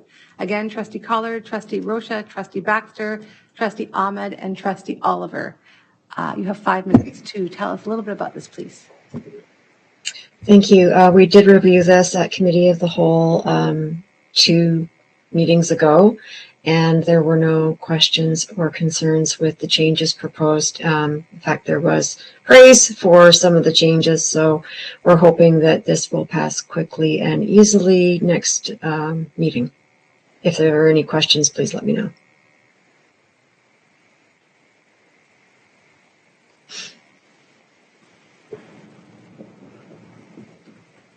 All right, seeing no names on the speaker, thank you very much for bringing that to our attention. This will come back to the board on May the 17th when we will vote, so please make sure you've had a read over. Thank you so much. Okay, that brings us up to items for information for May the 3rd, 2023, and we have the budget update. The release of grants for students' needs, report number 23076. Superintendent Nagoy, welcome to the floor. You have 15 minutes. Thank you. Thank you, and for the chair to all trustees. As you are well aware, on April 17th, the province of, or the Ministry of Education rather, has released the grants for student needs, which is our main form of funding. Just looking a little bit back to the provincial government, so the education funding is part of the provincial budget, and it is the second largest component. So the Ontario government tabled the provincial budget on March 23rd, which projected 1.3 billion deficit and then positive budgets thereafter. So this is, as the Minister of Finance mentioned, is a stay-the-course fiscal year and with restraints built in. And he mentioned that it's more accelerated to balance the provincial budget, as well as looking at restraints from the big spending that we have seen during COVID. So that is reflected certainly in the grants for student needs. Although they are going up about 2.7% year over year, when we exclude the timed investments for COVID funding, the actual increase year over year is 1.4%, and that includes enrollment growth. Built into the grants for student needs are 2 years worth of compensation provisions at $1 per hour for education workers and 1.25% for teachers. So that is roughly 2.5% is built in compensation frameworks in the grants for student needs. There are a couple of additional items that have been added in the funding, namely the Safe and Clean School supplement of $20 million that allows us to hire more mental health professionals, educational assistants, and custodial maintenance staff. There's a number of priorities and partnership funds, which are typically timed investments that now have been transferred into the GSN. When that happens, it's a more long-term commitment to those areas. And they include expansion of the specialist high skills major, early math intervention for students with special needs, and an allocation for demographic data gathering. A couple of areas that we are grateful to see are the continuation of supports for student needs that are part of the expired collective agreements, but in order to provide funding stability to the system, the ministry has agreed to continue with this funding using the terms of the prior agreement, with the caveat that once the labor negotiations are complete, this may change to a certain degree based on what is being provincially negotiated. And at that point in time, we will be working with our union partners to incorporate changes and minimize disruptions to the system. There is a new transportation allocation, which mentioned an overall increase in funding of $111 million provincially. However, when we look at the components that are built into it, it's actually a decrease in funding because it incorporates $89 million in transition funding over a period of 4 years, and about $36 million, it's a new component for driver retention that we did not have in the past. And for our board in particular, we are going to be on the losing side of this transportation funding change. There's an allocation for in recognition that ventilation in schools has a higher cost as a result of upgraded filter replacement. So that's about $29.5 million provincially. And similar capital investments have been made as in prior years. What is not continuing is the COVID-19 learning recovery, which is about $304 million for the current year, and the tutoring supports for $175 million provincially. This has been replaced, however, in part by an increase of about $280 million to the priorities and partnership funds, with the focus on literacy, numeracy, and the streaming supports, including supports for students with special needs. So that, while it does not fund at the same level as we can tell, there's still some additional funding that is going to mainly replace the tutoring supports from the current year. So what does that all mean for our board? In particular, this current year, we have received, or for I should say the past couple of years, we have received about $13 million in COVID learning recovery and tutoring supports, which are not returning. Instead, we are looking at about $5.5 million in additional priorities and partnership funding. So that is a decrease in our funding, in our, I should say, temporary one-time funding of about $6.5 million. So that will certainly have an impact to the amount of staff that we have across the system for the upcoming year. I did mention the transportation allocation for our board is a little lower. So we actually are getting some transition funding over the next 4 years in order to allow for that transition to the new funding formula.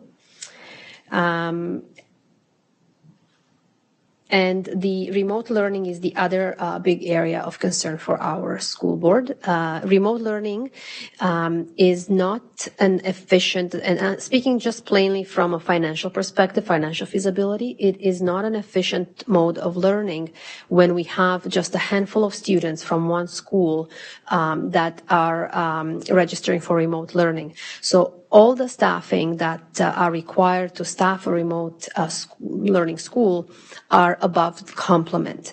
So there's no additional funding to support that. In the current year, we've supported that through the COVID recovery, learning recovery. But in next year, it will be an actual increase with no funding. In addition, remote learners are actually funded at lower per pupil than a student attending in-class learning. So it's actually reducing funding for school boards. There is a component that takes into account the school administration for remote learning, but that is only looking at the principal and the administrative support in the office. So that is certainly one area that is currently looking to be quite a challenge on our financial resources for next year. And a couple of other areas of concern, we're looking at the grants not keeping up with some of the costs. There's a cost component increase of 2% in only one allocation for school operations. However, we've seen cost pressures of 7 to 10% when we look at contractual service increases, licensing and cleaning, technology, and other learning resources, learning materials that we've been purchasing. Supply costs have been going up year over year, and statutory mandated increases to benefits, so such as CPP and EI, have been phased in over 4 years with no offsetting funding allocation as well. So certainly we are looking at a challenging year for budgeting for 23-24. We do have 2 budget presentations coming up at the Committee of the Whole on May 10th and May the 24th. We'll be providing a little bit more information as we are putting all this information into the ministry's system and trying to determine what our financial position is. I'd be happy to take any questions. Okay, Trustee Amos, go ahead. Thank you. Through you. I find this very distressing because, and I'm sure you haven't had time to actually look at all the numbers yet, but I'd be really interested to know how we rank against other boards, because I know in the past that we've been at the bottom. And if we're at the bottom and we're getting decreased funding, that's really going to hurt even more. So,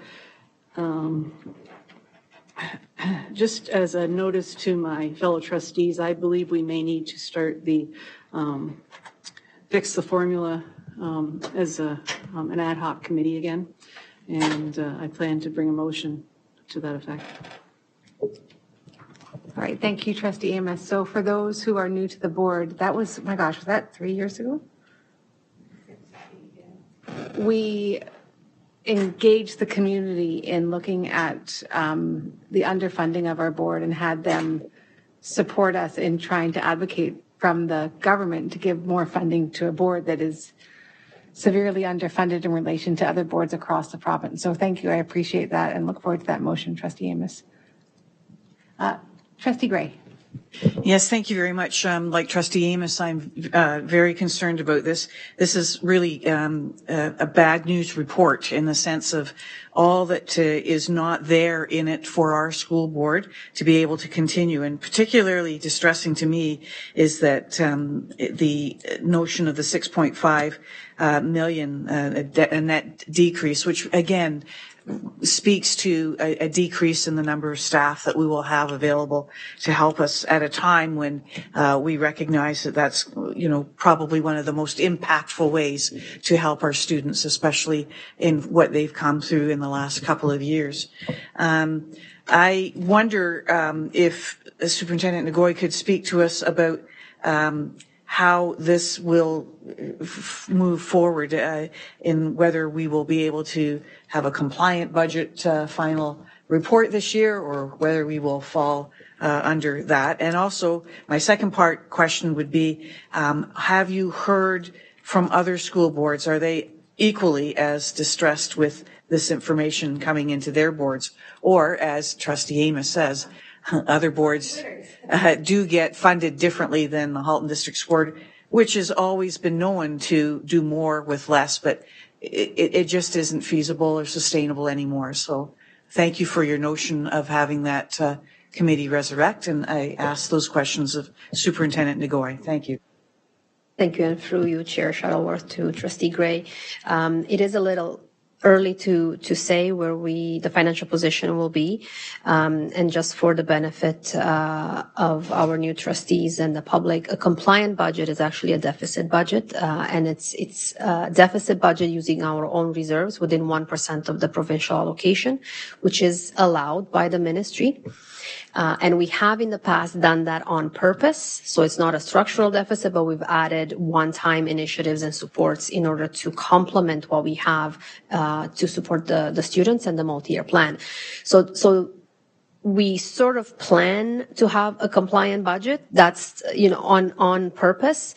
Right now, I'm a little concerned. It may not be just on purpose. It may be out of need as well. In particular, looking at the remote learning, whether we are looking at various options. School boards, I know, are having different discussions in terms of collaboration or in-house.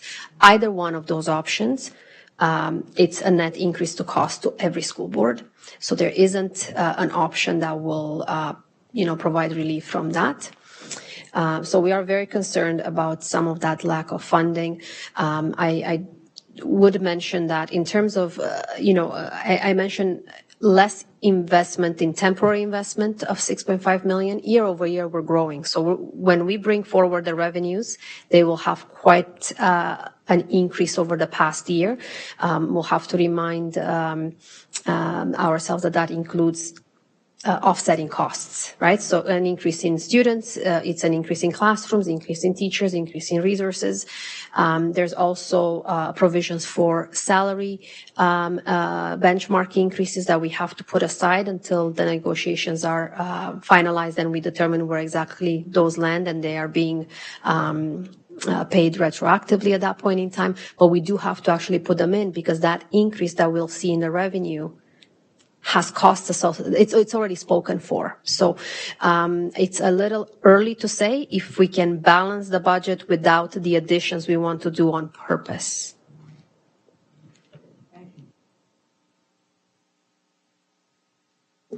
Thank you. Seeing no further questions, thank you so much for the presentation, although the news might not have been so wonderful, but we do appreciate the work that you've done. So thank you so much. Okay, that brings us up to item 5.3. Are there any notices of motion for this evening? Seeing none, 5.4, the director's report. Director Ennis, you have 10 minutes, I think. Yes, thank you very much, Chair Shuttleworth.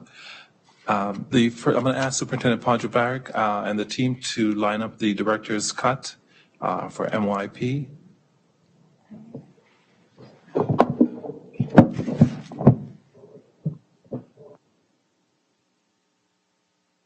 Do we have the video queued up? No.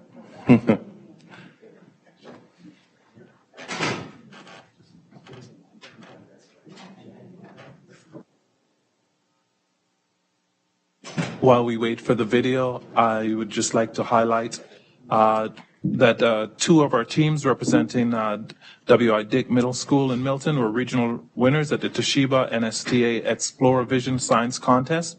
Our teams placed second in the junior category and first in the intermediate category all across Canada. So congratulations to our students from W.I. Dick Middle School. Also like to say congratulations to our students from T.A. Blakelock who celebrated the publication of a book written exclusively by approximately 50 students in the school's English as a Second Language program, detailing their experiences as newcomers to Canada, called Finding Myself Far Away from Home. Congratulations on that. And I'm going to ask Superintendent Ngoy if she would give us an update on driver shortage. Thank you. Driver shortage, as you know, has fluctuated throughout the year and throughout a number of years.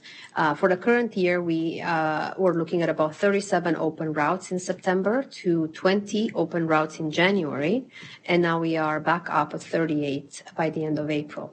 So over the past couple of weeks, we have seen a higher trend in driver resignation and retirements than we have seen in the spring of the prior year. By comparison, we only had 21 open routes at this time of the year last year.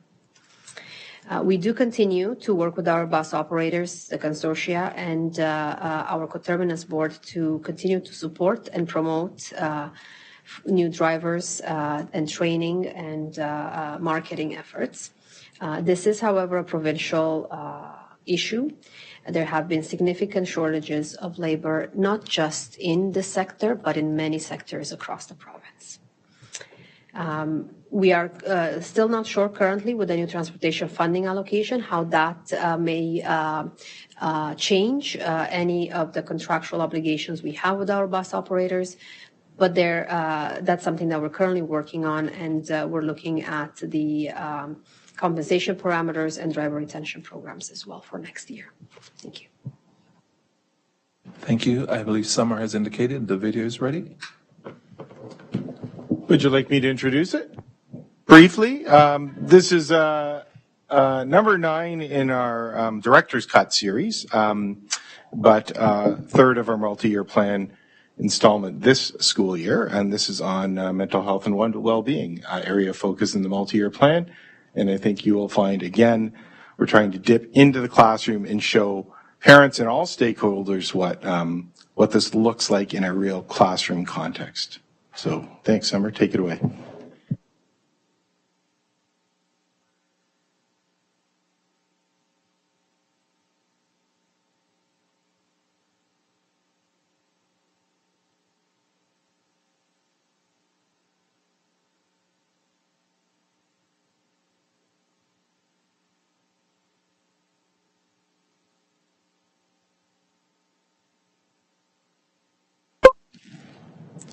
Okay, while we wait for the sound, I'm going to take this opportunity to expedite the director's report. And my last item is, it is with mixed emotion that I share that all HDSB staff, that after 30 years in education, Superintendent Scott Podgerbarek has announced his retirement. Scott currently has the responsibility for Communications and Information Center, Early Years, and HEPA, along with Georgetown and Acton Family of Schools. Scott is a remarkable and respected leader in Halton and beyond, whose absence will be deeply felt by all members of the senior team, staff, and students of the HDSB. Scott has been a superintendent for Halton Hills for 9 years and will be dearly missed by this community and by all of Halton's community. And we will miss his humor in the boardroom and in the senior team. And I ask you to join me in congratulating Superintendent Scott Podgerbarek on his retirement.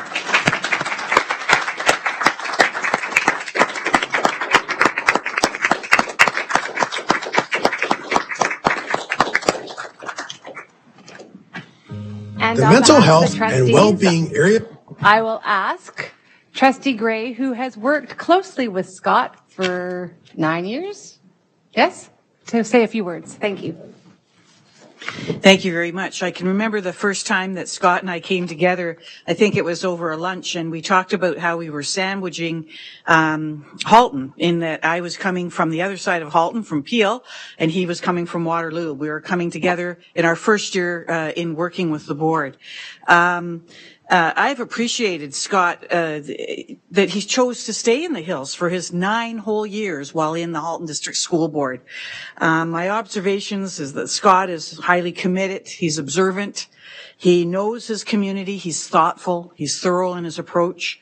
And he's a great listener. And I think the community in the Hills have very much appreciated that.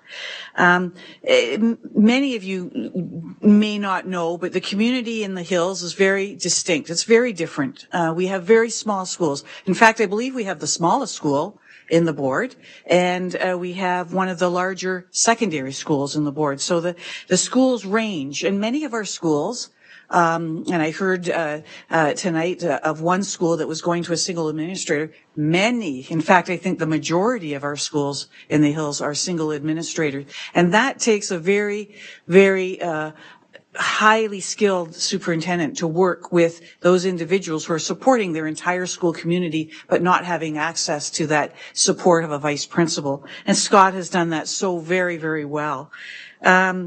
Last Thursday, or a week ago Thursday, Associate Director Salmini was with me on a call with our family, or our super council, if you would, the Halton Hills School Community Council, and 2 of our parents spoke glowingly of Scott's contributions to the community and how they will definitely miss his guidance, his leadership, and all that he's done for Halton Hills. So on behalf of everyone in the Hills, Scott, it's a sad day when we're going to have to say goodbye to you, because your contributions over the 9 years that we've worked together and to everyone in the Hills has been simply amazing. And I know in that call that the Associate Director was on, the parents were putting in some, here's who we need next. And it was all the qualities that would embody who Scott Podgerbarek was while in the board. So thank you very, very much, Scott, for all that you've done and contributed to Halton Hills. Thank you.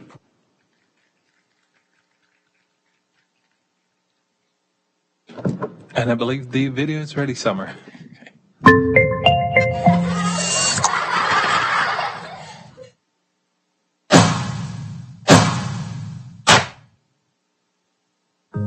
The mental health and well-being area focus in the Halton District School Board's 2020 to 2024 multi-year plan is designed to strengthen safe and caring environments that promote well-being.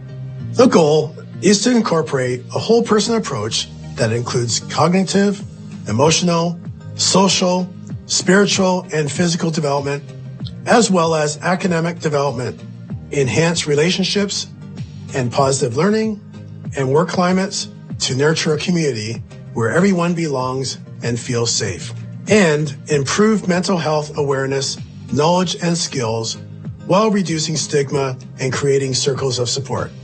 In this video, you will see how HDSB elementary and secondary classrooms are bringing this key area of the multi-year plan to life. Make sure you're in self-care mode, right? That you take care of yourselves when you're feeling like this or like this, because that's a life skill, right? In the Halton District School Board, it is super important that we address mental health well-being with our students and our staff with the types of programs that we bring to the classrooms as child and youth counselors.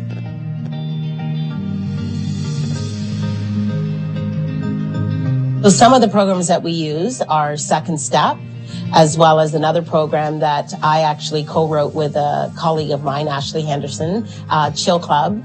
And the beautiful thing about those programs and how they address mental health and well-being is they normalize a lot of things for kids around, for instance, dealing with their worries and helping to understand that being worried is not a bad thing and that everybody worries. Breathe in and out. And breathe in and out. So as an example, in the classroom, we really incorporate the strategies that we've used from our CYC sessions with Chill Club.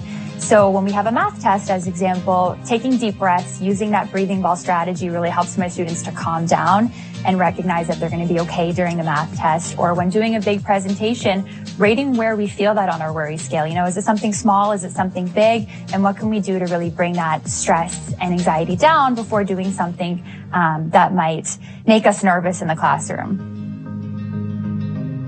It helps me relax a bit about upcoming new things that I haven't tried yet. And let's say I haven't tried like going somewhere that I've never been, like, and exploring a new place. It's like prepares me for it. It's important that we recognize that mental health and well-being is an important thing for us to be talking about with our students, talking about it in school as well as talking about it at home, so that they can see the value of taking care of it as much as we take care of our physical health.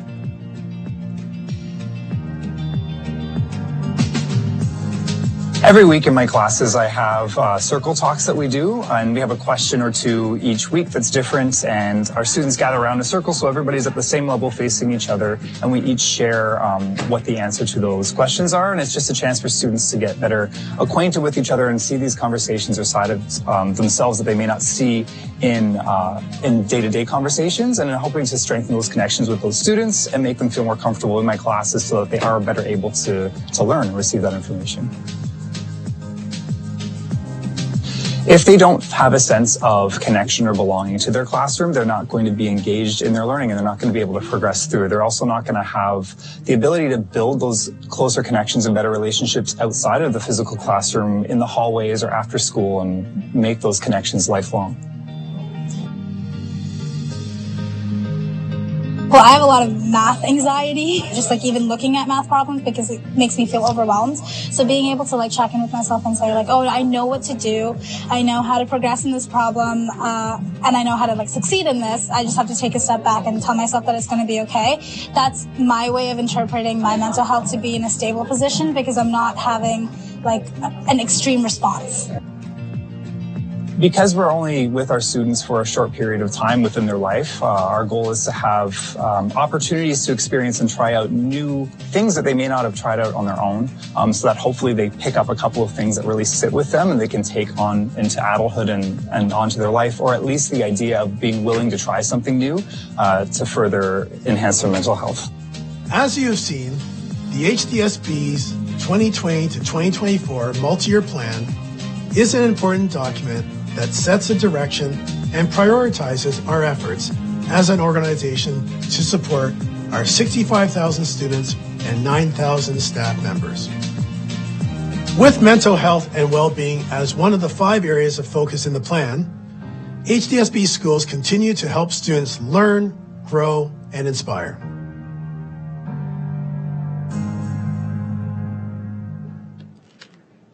Wonderful. Thank you, Director Ennis, for sharing. Turn my lights. Thanks. Finished? I'll just add, next up will be the environmental leadership area focus coming soon to a boardroom near you. And that ends my report for today. Thank you. And that brings us to communications from the chair. There are 2 letters there that have been attached to your agenda. Have a perusal look through them if you'd like. I know,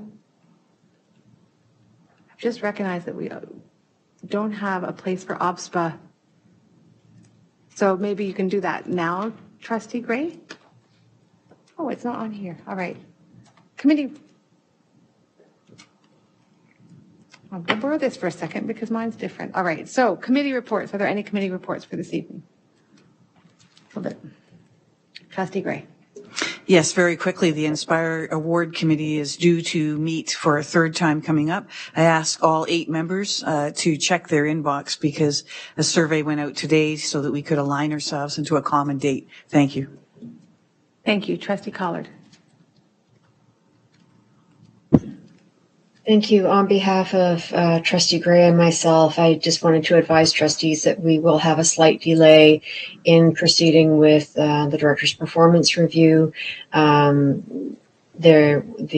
workload to getting the information onto the template was greater than what Director Ennis thought it would be. And so he's asked for another couple of weeks. So we will not be looking at this on May 10th, but rather on May 24th at Committee of the Whole. Thank you. Thank you, Trustee Collard. Trustee Zhang. Thank you. I'd like to have a quick report about from PIC Committee.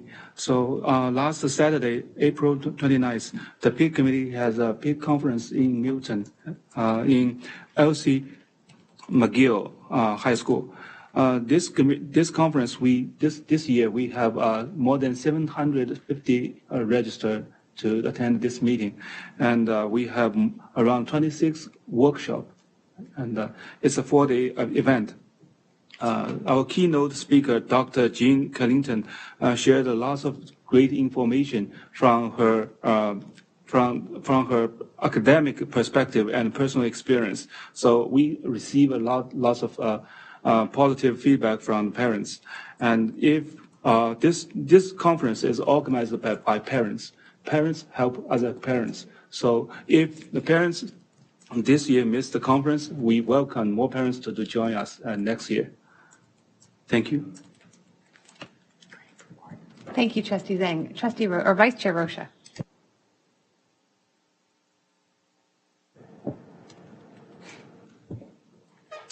Yes, through you, Chair. I guess this question is more for Trustee Oliver. And now that the motion to create the MYP blah, blah, blah ad hoc committee, how soon do you think that will get started? Thank you for that question. In speaking with Director Ennis, I believe he is very keen and ready to go as soon as the trustees are ready to go. So I would recommend that the chair put out a call for expression of interest from my fellow colleagues and, submissions to be made as soon as possible. And that will allow for the process to start. Thank you. Thank you. So that's my cue. So all interest, please email me. Thank you. OPSPA updates. Thank you very much. And my trustee colleague, Daniele, may have some things to add, as both she and I were at the meetings this past Friday and Saturday. As you may know, Bill 98, the Better Schools and Student Outcomes Act, was first introduced on April 17th, 2023, and it's moved very quickly through the legislative process. Over this past weekend, Trustee Daniele, as a member of the OPSPA Executive Council, and I, as a member of the Board of Directors, met with other OPSPA representatives in Toronto. Part of our time was spent discussing the proposed legislation, Bill 98, and its impacts. There are several parts of this proposed legislation that refer to future policies, guidelines, and regulations, and the members of OPSPA have requested the opportunity to play a critical role in the development of any future elements. There are several key areas of the bill with which OPSPA has concerns, including provincial priorities, the Director of Education performance appraisal, integrity commissioner process, ministerial direction of surplus property, accelerated apprenticeship pathways, training for school board trustees, limits on spending envelopes, and parental communications. So it's wide encompassing and lots to take in. OPSPA, along with a number of school boards, are preparing a response through their senior staff and through their legal counsel. As a first step, OPSPA's trustee-led work groups, both the education and policy, have already begun reviewing the draft and will be meeting to discuss this further on this Friday, May the 5th. We are fortunate in having Trustee Collard sitting on the Policy Development Work Group. I urge everyone to review Bill 98 and consider its implications for the HDSB. This bill has been referred to the Provincial Standing Committee on Social Policy, and public hearings will be held as early as this Monday and Tuesday. OPSPA will be making its response to this bill known by this Friday and hopes to be making a delegation at the hearings next week. So again, the speed with which this is moving is quite fast and very alarming in that folks have had very little time to really consolidate their understanding, but also their ability to respond to this bill. So this concludes my OPSPA report. Other information and a summary from the Board of Directors meeting was sent to all trustees earlier this week. And again, I urge everyone to review that Bill 98. I think there were links in what I sent out earlier this week. It would be good for everyone to have a chance to look at that, as there are far-reaching implications for all school boards in Ontario. Thank you. Thank you, Trustee Gray. Are there any trustee questions and comments? Trustee Collard. Yes, in response to Trustee Gray's report on Bill 98, I find it very troubling that due diligence is being rushed by the provincial government on this. It's only been 2 weeks since they announced it, and they're already at the point where they're ready to now put it into force without giving anyone the opportunity to fully digest the material and respond in a meaningful way or in an organized fashion. Getting 72 boards across the province to respond to these sweeping changes in any organized way is not something that can be done in a quick manner. And I would respectfully request the province to consider how quickly it is pushing forward on this agenda. We have not had the opportunity to be fully consulted on this. These are changes that have been recommended by the ministry without any public consultation or consultation with school boards. And I find that this is anti-democratic and kind of reminds me of the ministry, or the provincial government's notwithstanding clause missteps that they took earlier in this year and in their first term as well. Rushing things through without due diligence is unwise. Thank you. Thank you, Trustee Collard. So I'm not sure. I'm happy to. It's been a while since we've written a letter. So we used to write them all the time. And I was just thinking the other day, we haven't written a letter for quite some time. So I'm happy if somebody would like to put a motion on the floor to write a letter with all of your help. sort of expressing our concerns regarding this bill. Trustee Collard, will you put that motion on the floor? Yes, please. And do I have a seconder for that motion? Trustee Gray. Is there any debate concerning this motion? I'll ask if there's any, you don't need to, let's just see. Are there any objections to a motion to have the chair write a letter to the ministry expressing our concerns around Bill 198? Seeing none, that motion passes by unanimous consent, and I will start drafting that later this week and look forward to your input on that. Thank you very much. Vice Chair Rocha. Thank you. Through you, Chair.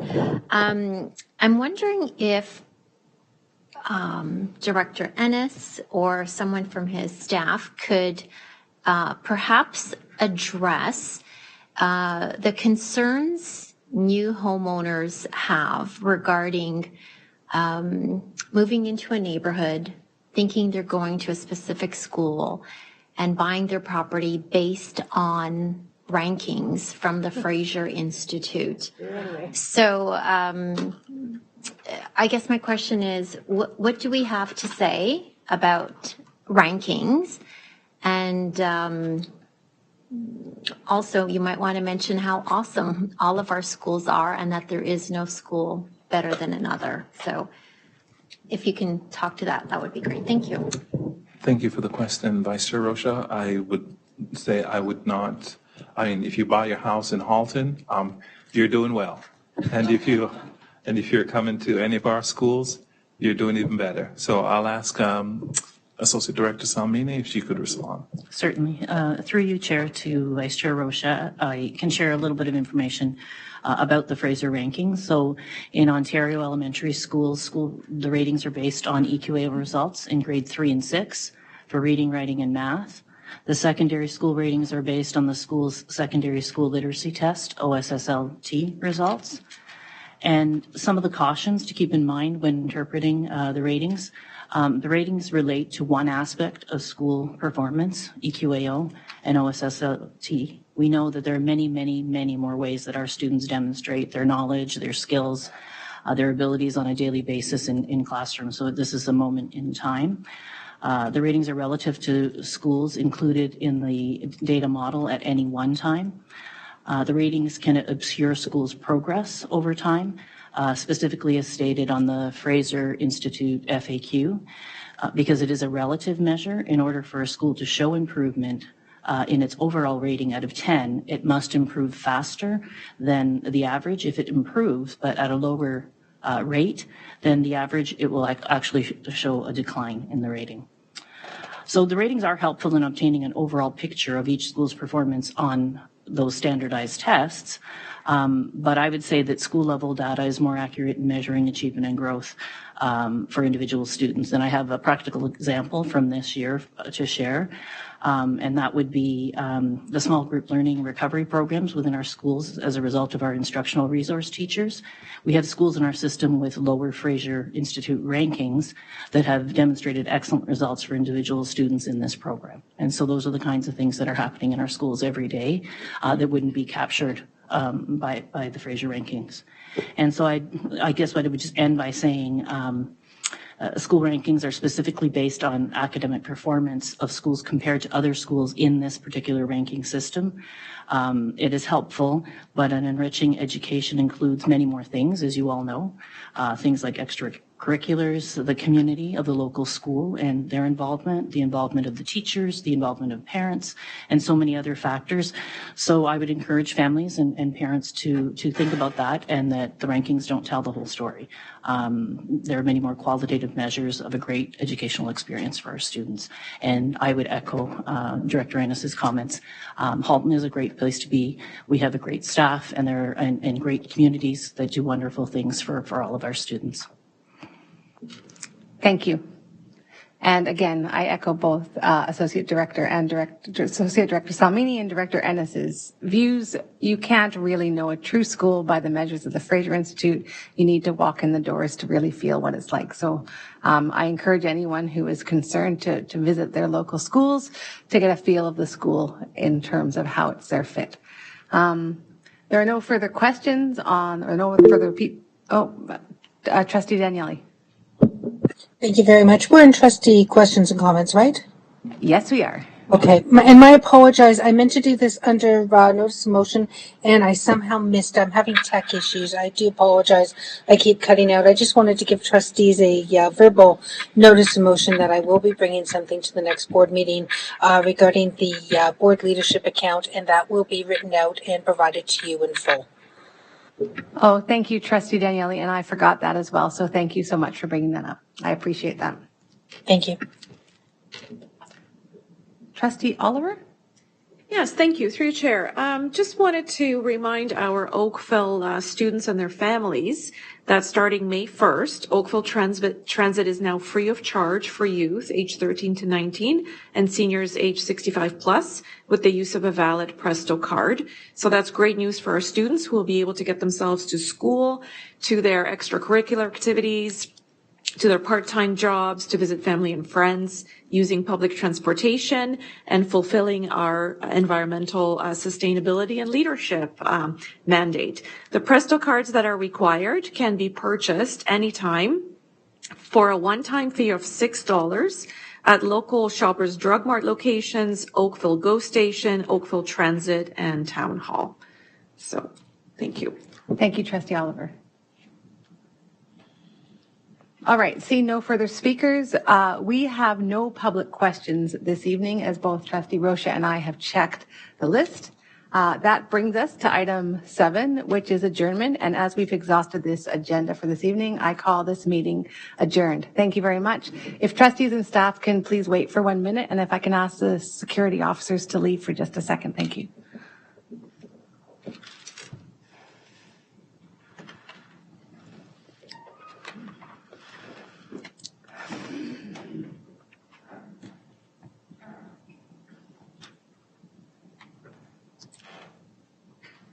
So if you recall at the beginning of this meeting, Superintendent Ruddock had to go